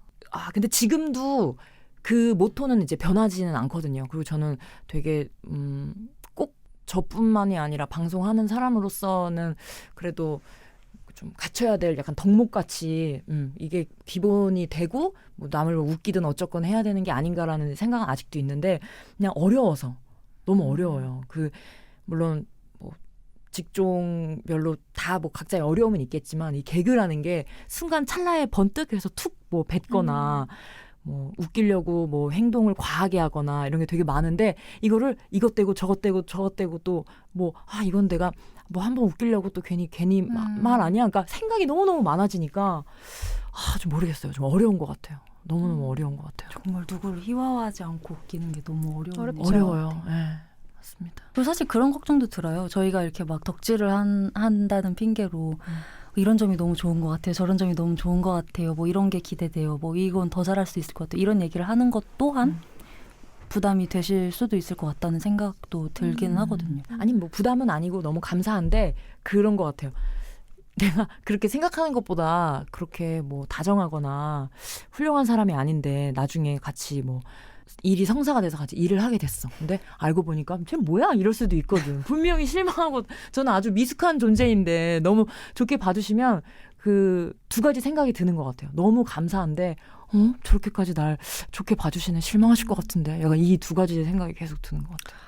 이 정도의 경력으로 어떤 일을 했을 때 누군가가 건네는 이런 말이 되게 힘이 될 수 있거든요. 물론이죠. 너무 힘이 그러니까 되죠. 그래요? 그게 신인 때는 되게 많이 듣는 말일 수 있지만 경력이 너무 모두가 올라가면 하잖아요. 이런 칭찬이 굉장히 고파지는 순간들이 있는 것 같아요. 그래요. 그렇게 너무- 받아들여 주시면 전 진짜 너무 좋을 것 같은데. 오늘 제가 그렇게 기억력이 되게 좋진 않지만 해주신 뭐 좋은 얘기 같은 거 있잖아요. 저는 거의 한 10년, 20년 계속 이렇게 돌려가면서 근데 저는 또 곱씹습니다. 이것도 딴 얘기인데 우리 왜 지금 내 사랑 얘기하는 거야? 그러니까 이렇게까지 왔는지 모르겠지만 그 누구를 신뢰한다라는 마음은 좋아한다라는 차원을 넘어서서 나는 이 사람을 신뢰하기로 결정했어라는 그 중요한 또 고비가 한 번 있는 것 같은데 그렇게 됐을 때는 그냥 저 사람의 앞으로의 행복까지도 신뢰하기로 결정했어라는 마음이거든요. 저는. 호호. 도현 씨는 그 단계를 제 입장에서는 넘어선 것 같아서. 어이구야. 그러니까 근데 아마 많은 분들이 이미 그렇게 결정을 하셨을 것 같아요. 좀 그런 면에서는 이미 생긴 팬덤들을 좀 믿고 편안하게 가도 되지 않을까? 맞아. 라는 생각을 너무 해봅니다. 너무 따숩네요. 아니, 우리 다시 내 사랑으로 돌아와요. 네. 돌아오자면 네. 그 낡은 양말 한 짝 같은 사랑 어때서 지금 여기까지 왔는데. 그러니까 이 영화는 아름다움에 대해서도 되게 많이 생각하게 하잖아요. 그래서 장도연이 생각하는 아름다움의 대상 혹은 아름다움 이런 건 어떤 거예요? 아름다움의 대상. 너무 어렵다. 와 진짜 어렵다. 이거는 인생 영화 고르라고 하는 것보다 더 어려운 것 같은데. 약간 당근 주고 채찍 주고 잘하신다 기자. 와. 이런 식으로 해야 인터뷰가 성사가 된답니다. 이은성 와. 기자의 조련. 아름다움의 대상? 너무 뭔가 광범위하긴 하지만 그냥 그 순간 아름다워질 수 있는 것들이 너무 많은 것 같아요. 저는 앞에 있는 이 도라야끼도 너무 아름다워요.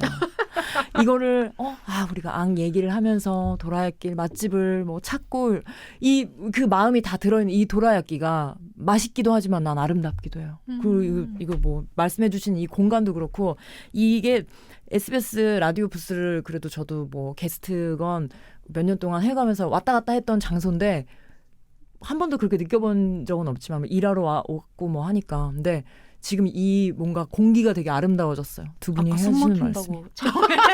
아름다움에 숨이 막힌다. 아름다움에 숨이 턱 막혔다. 이런 거 있죠. 비유적 표현. 아니 아까 나이 얘기도 그렇고 다 모순이에요. 편집을 되게 이렇게 해볼까 봐요. 네. 아까 했던 말과 지금 했던 다 말. 모순이에요. 근데 주로 아름다운 것들을 잘 발견하게 하는 영화들을 가지고 오셨어요 오늘. 맞아. 리스트가. 그런가요? 네. 얻어 걸린 것 같은데요. 아니에요. 앙부. 그쵸. 앙부 그랬죠. 네. 자, 마지막 영화로 가볼까요? 네. 이 영화 진짜 할 말 많을 것 같은데. 마지막 영화는 데몰리션. 데몰리션입니다. Dear Champion Vending Company, this letter is in regards to vending machine 717. 주인공은 데이비스라는 남자예요. 제이크 질라나를 연기하는 인물이고요. 이 사람은 성공한 투자 분석가인데 교통사고로 아내를 잃었어요. 같이 차를 타고 있다가 아내가 죽고 본인은 산 거죠. 근데 이 남자가 아무 감정도 느끼지 않는 것처럼 굴기 때문에 주변 사람들이 막 수근수근대요. 아내가 죽었는데 어떻게 저렇게 멀쩡하게 출근할 수가 있어? 라든지. 근데 그 아내가 죽은 날 이 남자가 뭘 했었냐면 병원에서 자판기에서 뭘 뽑아먹으려고 돈을 이렇게 넣었다가 그 자판기가 돈을 그냥 먹어버린 거예요. 그래서 항의 편지를 써요. 근데 이건 일반 사람의 머리를 생각하면 굉장히 논리적인 과정이기 때문에 저 사람은 뭐 전혀 슬프지 않은 거야 라고 생각하지만 얼마 후에 그 고객센터 직원인 캐런에게서 전화가 오죠.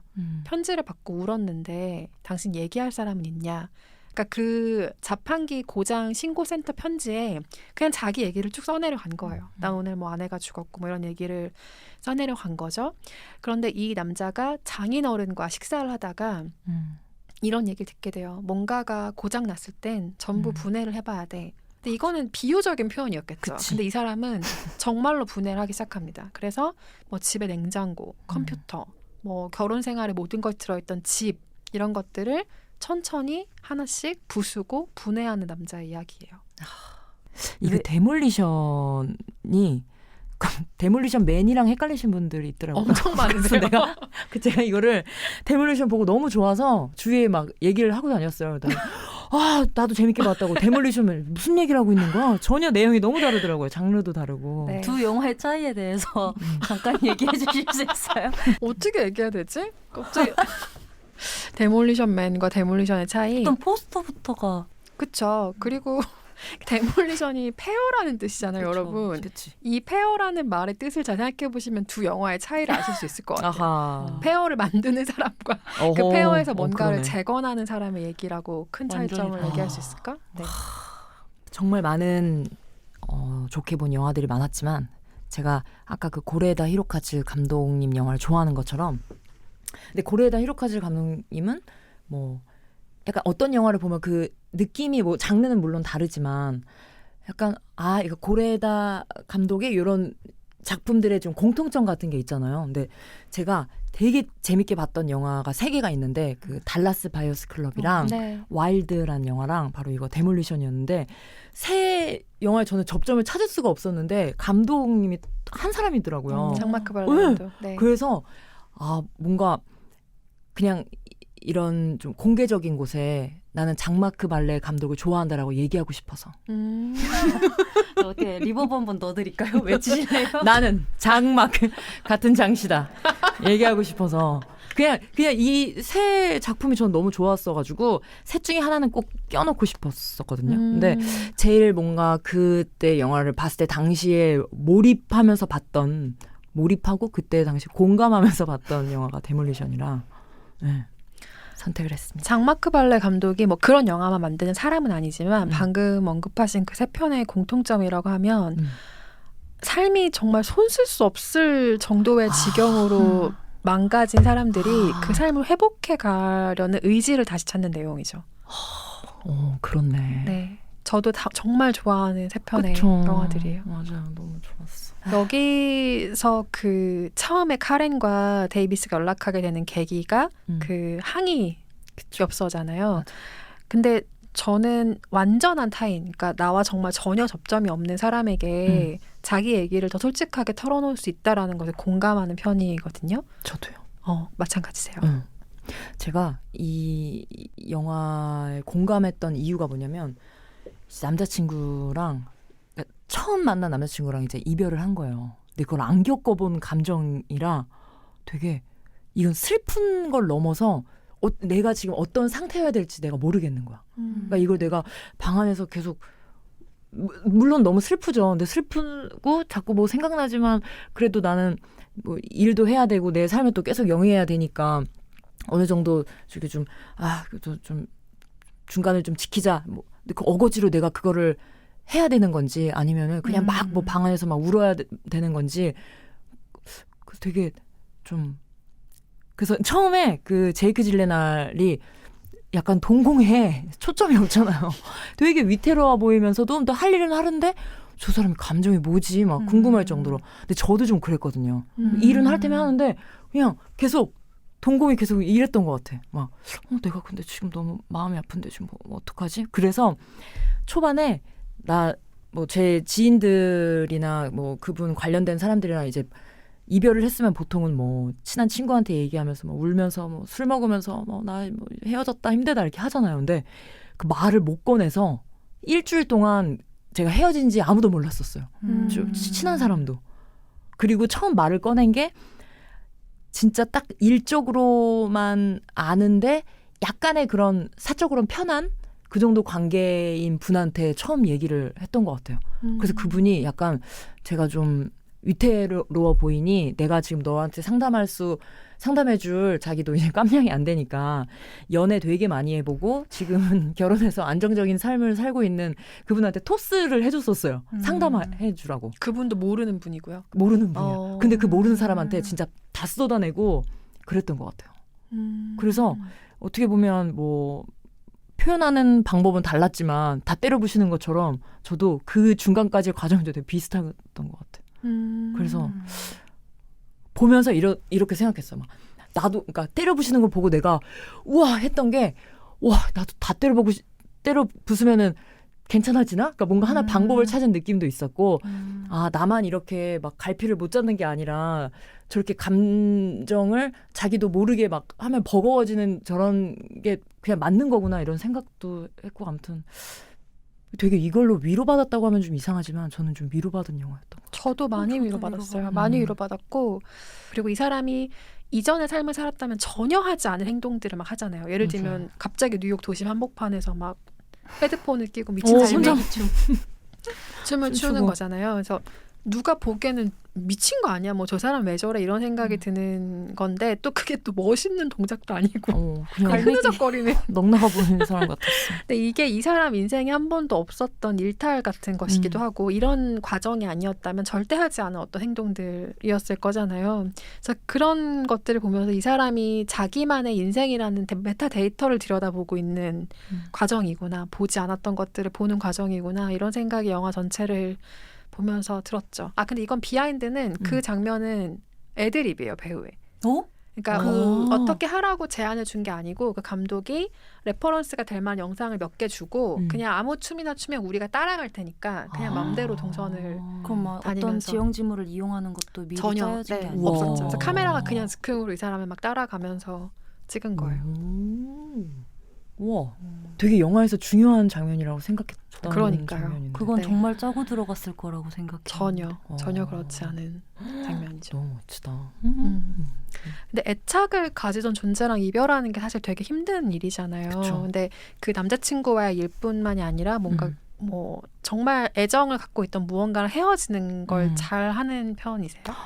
저는 너무 그때 겪고 어느 형태로의 이별이든 경험하고 싶지 않았어요. 너무 그러니까 뭐 힘든 거는 뭐 기본이고 그냥 살면서 그런 막 진짜 가슴이 이렇게 뚫린 것처럼 그런 기분을 겪어보고 싶지 않았어요. 잘 못하는 것 같아요. 잘 이별하지 못하는 것 같아요. 물건도요? 물건은 잘 버리는 것 같은데.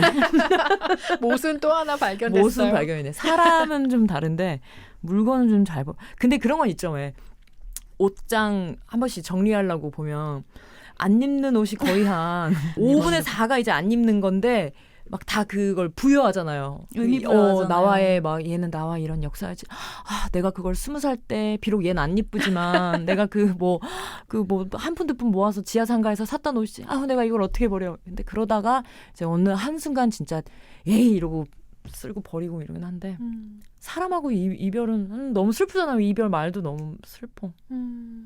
아까 여기서 막 뭔가를 때려 부수고 폐허로 만드는 과정에서 희열을 느꼈다 이런 얘기 잠깐 했었잖아요.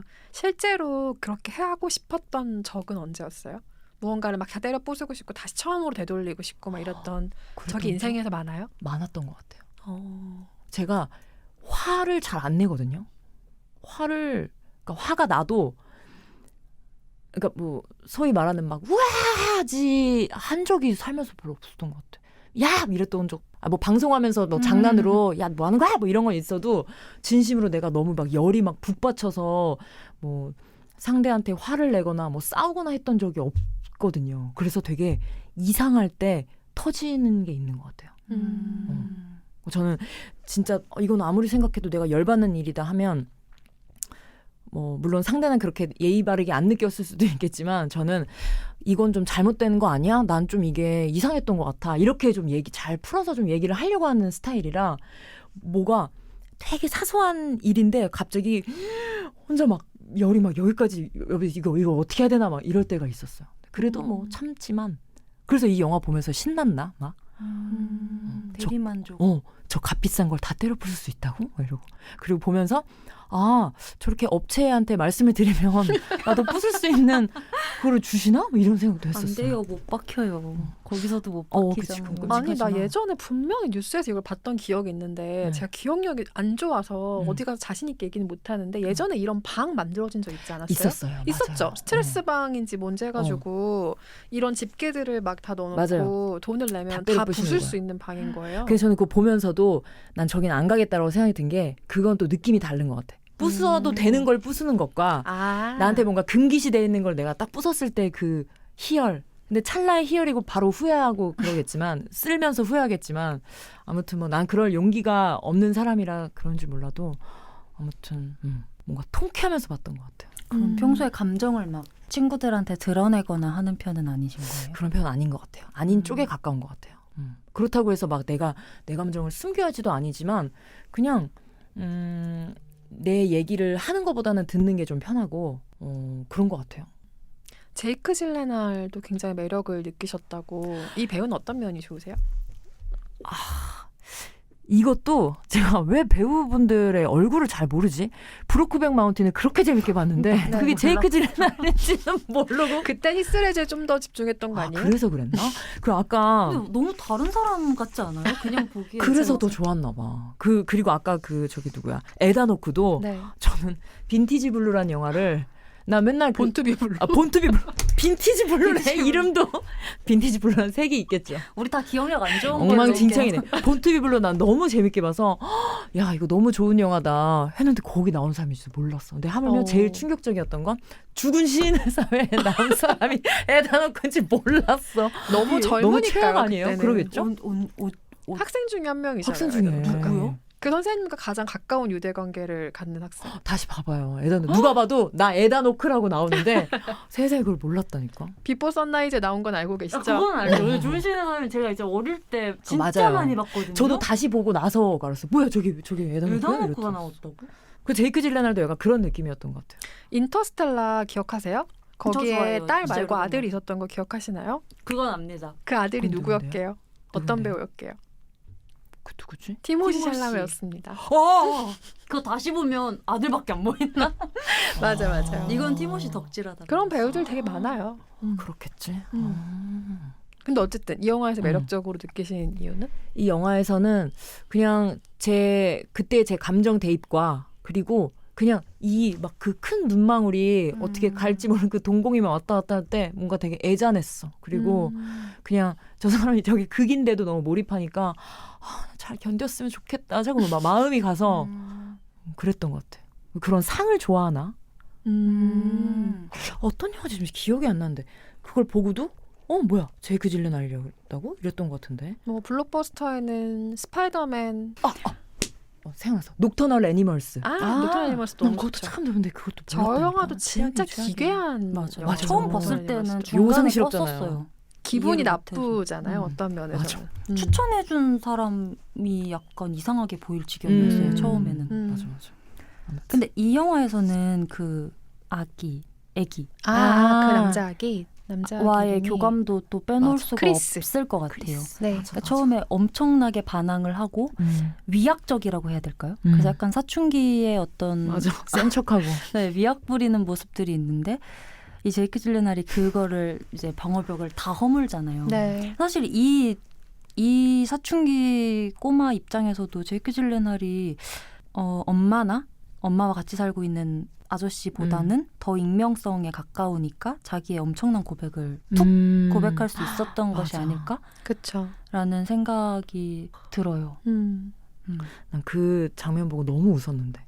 그 크리스가 센 척하려고 계속 욕하잖아요. 말끝마다. 그러니까 제이크 질레날이 그 욕 계속 하면서 그렇게 욕하면 그 욕처럼 들리잖아요. 그래서 자기가 욕하는 게 난 너무 배를 잡고 웃었네. 그 장면 저도 너무 재밌어요. 너무 좋았어.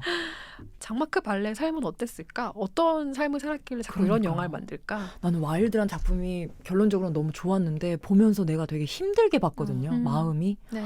그러니까 그 약간 너무 외롭고 진짜 그거는 그냥 혼자 생 지옥으로 가는 난 그런 느낌이었단 말이에요. 왜 저렇게 몸을 혹사시켜가면서 네. 얼마나 마음이 그러길래 그래서 보면서도 내 인생엔 저런 일은 없었으면 좋겠다라는 생각으로 봤던 거. 그러니까 그런 영화 보면 항상 한편으로는 내 인생은 정말 안온하게 흘러왔다. 맞아요. 진짜 평탄했다 이런 생각도 들죠. 특히나 그 영화도 실화 그러니까요. 각색한 거니까요. 그래서 더 그런 걸 찾나? 내가 나 그래 너는 지금 그래도 잔잔하게 잘 있다 이렇게 위안받고 싶어서 그런 걸 또 보나? 그럴 수도 있죠. 저는 영화라는 건 기본적으로 공감의 매체인 것 같아요. 이게 뭐 캐릭터에 공감을 하든 아니면 내가 전혀 경험하지 않았지만 새로운 문화권에 대한 공감이든 나의 세계와 아주 가깝게 닿아있지 않은 것들로부터의 공감을 가장 빠르고 깊숙하게 할 수 있게 만드는 게 영화인 것 같아요. 그래서 이런 경험이 있든 없든 우리는 데이비스의 감정에도 이입할 수 있고 그쵸. 단팥을 너무나 사랑하는 할머니의 마음에도 이입할 수 있고 인공지능 OS와 사랑에 빠진 사람에게도 이입을 할 수 있는 거겠죠. 저는 그게 영화의 되게 놀라운 힘인 것 같아요. 사람들이 영화를 접하는 경로는 다 다르거든요. 네. 뭐 정말 박스오피스 요새 뭐 걸려있나 찾아보고 보는 사람도 있고 맞아요. 뭐 어떤 믿을 만한 사람의 추천을 통해서 보는 경우도 있고 근데 주로 어떻게 영화를 고르는 편이세요? 저는 일단은 이게 되게 별로인 기준 같은데 그런 거 있잖아요. 저기 아트하우스. 그게 왜 별로예요? 일단 신뢰 거기 되게 신뢰해요. 그런 거 독립 영화 이런 거 좀 좋아. 그러니까 되게 뭔가 왜냐면 저도 뭐 막 독립 영화를 보는 눈이 있거나 이런 전문가가 아니니까 되게 대중적인 왜냐면 저도 이제 대중의 입장이니까 대중적인 독립 영화 같은 거를 딱 찾아냈을 때 그 딱 희열을 느끼거든요. 그래서 일단은 뭔가 요즘 영화 뭐 있지라고 보다가 포스터에 뭐 하나가 좀 괜찮아 보이는데 이러면 이제 검색을 하면 그 별점 5점짜리로 짤막한 평점이 밑에 나오잖아요.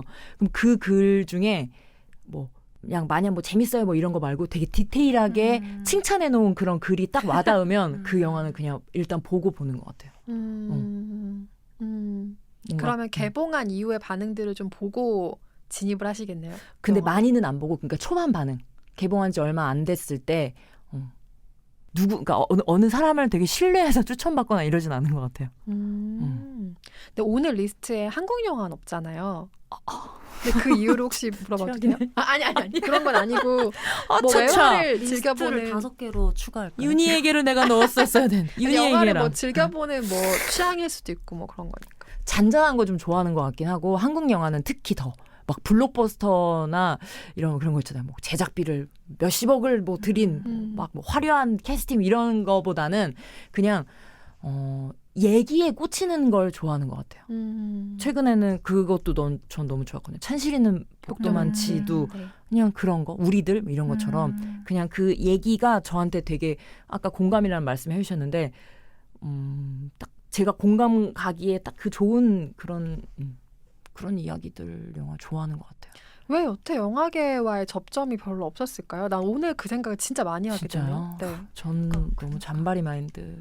제가 생각하는 제가 떳떳하게 나 영화에 대해서 좀 압니다 하려면 진짜 이동진 평론가처럼 자 만약에 뭐 앙 얘기가 나왔으면 자 키키키린 배우 같은 경우에는요 몇 년도에 시작해서 몇 년도를 뭐 하고 무슨 상을 받았고 뭐 이렇게 해야지 될 것만 같은. 근데 저는 그냥 좋은 거지 잘 알지도 못하고 그래서 그러니까 제가 재밌게 본 영화를 그냥 함께 나누는 이 뭐 자리가 좋은 거지 잘 몰라요. 여기까지가 바닥이에요. 예전에 제가 회사에다가 그런 얘기를 한 적이 있거든요. 저는 뭐 그러니까 일이라는 게 저희도 이제 선택받는 직업이니까 제가 뭘 하고 싶어요라고 해서 뭐 되지도 않겠지만 예전부터 했던 얘기가 제가 만약에 유명해져서 프로그램에 러브콜이 많이 들어오면 영화 관련된 거는 까지 말아달라라고 얘기를 드렸었거든요. 그래서 영화 뭐 관련 프로그램이나 이런 뭐 일을 하고 싶은 것처럼 저는 라디오는 제가 좀 뭔가 내실이 딱 다져지고 되게 연륜이 있어서 막 사람들한테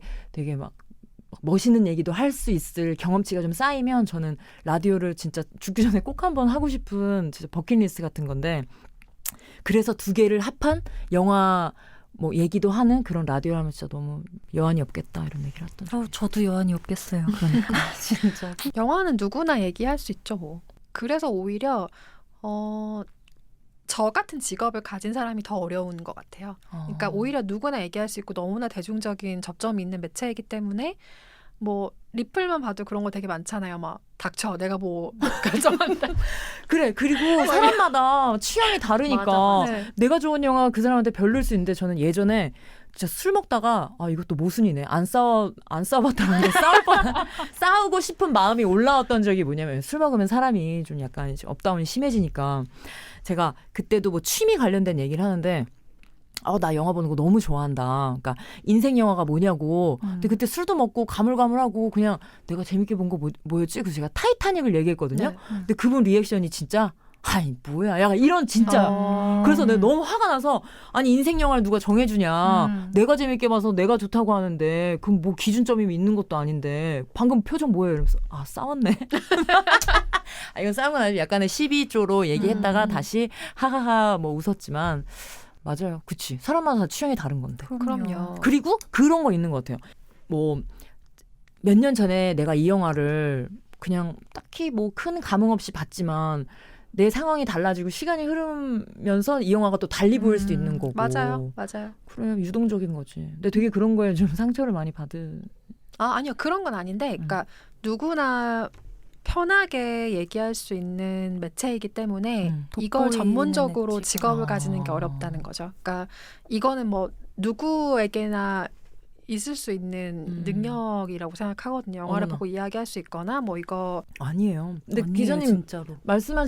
말씀하시고 나서 뭐 글을 다시 본다거나 뭐 듣거나 할 때 와 내가 야 역시 말 잘한다 이렇게 느껴본 적 솔직히 많죠. 제 얘기를 제가 들었을 때요.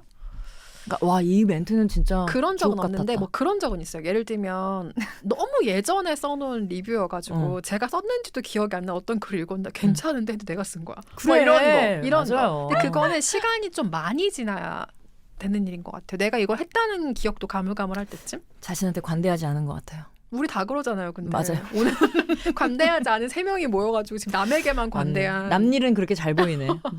그러니까요. 근데 오늘 골라온 영화들 다 너무너무 좋았어요. 윤희에게 얘기 잠깐 해볼까요? 그럼 아, 한국 영화 하는 차원에서. 윤희에게 나는 네 편지가 부담스럽지 않았어. 나 역시 가끔 네 생각이 났고 네 소식이 궁금했어. 제목처럼 윤희라는 여성이 주인공이고요. 김희애 배우가 연기를 하는 캐릭터고 이 캐릭터에겐 세봄이라는 딸이 있죠. 근데 이 딸이 어느 날 엄마에게, 그러니까 윤희에게란 이름으로 온 편지 한 통을 발견하게 돼요. 그게 일본에 있는 엄마의 과거의 첫사랑이라는 걸 알게 되죠. 그래서 이 세봄이 작전을 짜죠. 엄마랑 일본 여행을 가서 그 예전 사랑을 만나게 해주려는 작전을 짜고 아, 겨울인데 왜 이렇게 눈이 안 오냐? 뭐? 우리 해외여행 갈까? 눈 많이 오는 데로? 윤희와 세봄이 그래서 오타루 지역으로 여행을 떠나게 되고 그곳에서 준의 이야기 그리고 윤희의 이야기가 나란히 펼쳐지다가 어느 순간 합쳐지는 이야기입니다. 저 방금 되게 감동받았어요. 뭐에 감동받은 줄 알아요? 지금 그냥 즉석에서 여쭤본 거잖아요. 네. 근데 어떻게 그렇게 몇 번씩 막 고쳐 쓴 글처럼 이렇게 슬슬슬슬 얘기를 그렇게 잘하세요? 윤희에게는 저도 여기저기 이야기하거나 글을 쓸 일이 굉장히 많았고 그래서 항상 생각하고 있는 영화이기도 하죠. 와, 되게 약간 경이로웠어요. 그렇죠. 지금. 저는 기자님이랑 그때 코너 와. 저희 꽤 길게 했잖아요. 네네. 진짜 신기하다. 항상 어떤 이렇게 프레이즈를, 그러니까 문장을 끊김없이 너무 그래. 유려하게 그냥 받았으면 이미 문장 자체가 너무 맞아. 완벽한 말들을 많이 해주셔서 그래. 진짜 엄청난 재능이라고. 두 분의 와. 말도 오늘 다 받아 적으면 그런 말들이에요. 저는 아니에요. 다 아니에요. 저는 엉망진창이었어요. 아유, 저도 와. 아니에요. 근데 아무튼 윤희에게는 왜 그렇게 좋았어요? 윤희에게는 김희애 배우가 나온다. 그것만 알고 그냥 포스터만 보고 그 포스터가 그냥 되게 겨울 배경에 네. 그냥 뭔가 되게 차분한 이야기인가 보다 해서 그것만 알고 봤는데 준비 없이 봐서 더 좋았던 영화이기도 하고 그리고 그 준이라는 그 둘이 만났을 때 만나서 뭐 막 대화를 뭐 많이 하거나 이랬다면 내가 감흥이 좀 떨어졌을 것 같은데 그냥 말 없이 이렇게 막 둘이 서로 쳐다보는 그것만 되게 클로즈업 돼서 많이 보여줬던 걸로 기억이 나거든요. 그냥 그 장면이 되게 와닿다고 하면 좀 그런가? 아무튼 그 장면이 되게 좋았던 것 같아요. 그래서 그 영화가 그러니까 뭔가 계속 여운이 남아서 그리고 마지막에 그 김혜 배우가 그 목소리로 편지 하는 것도 너무 좋았고 그냥 이 영화는 되게 이 영화 자체가 너무 예뻤어. 그래서 이 영화를 본 내가 되게 좋아 보일 것 같았어요. 뭔 말인지 알죠? 어디 가서 이 영화 본 나 어, 멋있어. 이런. 나 윤희 얘기 재밌게 봤잖아. 이러면은 아 그런 거였어요? 이게 솔직히 말하면 재미도 있었는데 그런 것도 있었어. 1년 동안 OST 아니야. 근데 나 찐이에요. 찐으로 너무 좋았고 너무 좋았지만 그걸로 재밌게 본 나도 좋았다. 연애네 연애야. 그 남자도 좋지만 그 남자와 연애하고 있을 내 모습도 좋았다. 이런 것처럼. 그렇죠. 그리고 저는 영화 볼 때 OST가 저한테는 굉장히 좀 중요한데 이것도 OST가 너무 좋았어요. 네, 김혜원 음악 감독이 음악을 맡았죠. 너무 좋았어. 그래서 진짜 영화 보고 그때 제 기억에 지하철 타고 그 광화문에 있는 극장에서 보고 집에 가면서 계속 그 음악 들으면서 계속 그 여운을 가져가고 싶어서 그랬던 것 같아요. 레이어가 되게 많은 영화죠. 그러니까 뭐 로맨스 영화로 읽을 수도 있고 그리고 뭐 세대에 대한 이야기로 읽을 수도 있고 그리고 가장 좀 크게는 각각의 가부장 사회를 경험했던 그래서 그것 때문에 자신의 꿈이라든지 자신의 인생을 마음껏 펼칠 수 없었던 억압된 사람을 살았던 두 여자들 말하자면 목소리를 잃어버렸던 여자들이 다시 목소리를 찾고 사랑을 연결하고 인생을 좀 회복하는 이야기라는 레이어로 읽을 수 있는 점이었죠. 그래서 임대영 감독이 이 영화를 만들고 나서 가장 강조했던 지점 중에 하나도 이 영화는 퀴어 영화라는 거였죠. 퀴어 영화라는 점을 강조했었어요. 네. 그래서 항상 감독이 시나리오를 쓸 때마다 본인이 좀 길을 잃는 것 같고 방향성이 좀 흔들릴 때마다 다시 생각했던 이 영화의 정체성은 퀴어 영화였다고 합니다. 너무 아름다웠었던 것 같아. 네. 좋은 영화인데 이걸 한국 영화를 안 넣네. 아이 나 원참. 아니에요. 죄송스럽네요. 왜? 오늘은 여기서 마무리할까요? 편집 이거 어떻게 하실 거예요? 그러니까요. 진짜 어떡해요. 큰일 났다. 진짜 힘드시겠다. 몰라. 아, 제 일이니까요. 아이고야. 이건 또 유능한 PD의 몫으로 남겨두고. 저희는 그럼 여기서 마무리를 하도록 하겠습니다. 인사해 주세요. 기자님 먼저. 오늘 같이 이야기 나누게 돼서 너무 즐거웠어요. 그리고 예상했던 것만큼 좋은 사람인 것 같아요. 좋은 대화 상대였던 것 같아요. 와. 일단 저는 날짜 잡히고 좀 기대가 됐었거든요. 그리고 뭐 다른 영화 얘기도 있지만 제가 너무 좋게 봤던 영화 얘기를 같이 나눈다고 생각하니까 그래서 더 잘 얘기하고 싶고 더 약간 욕심이 나기도 해서 살짝 지금 아쉽기도 하고 뭔가 양해는 안 차지만 그래도 이런 기회를 만들어주셔서 너무 감사하고 아니요. 제가 더 감사하죠. 뭔가 시간이 짧게 느껴졌던 것 같습니다.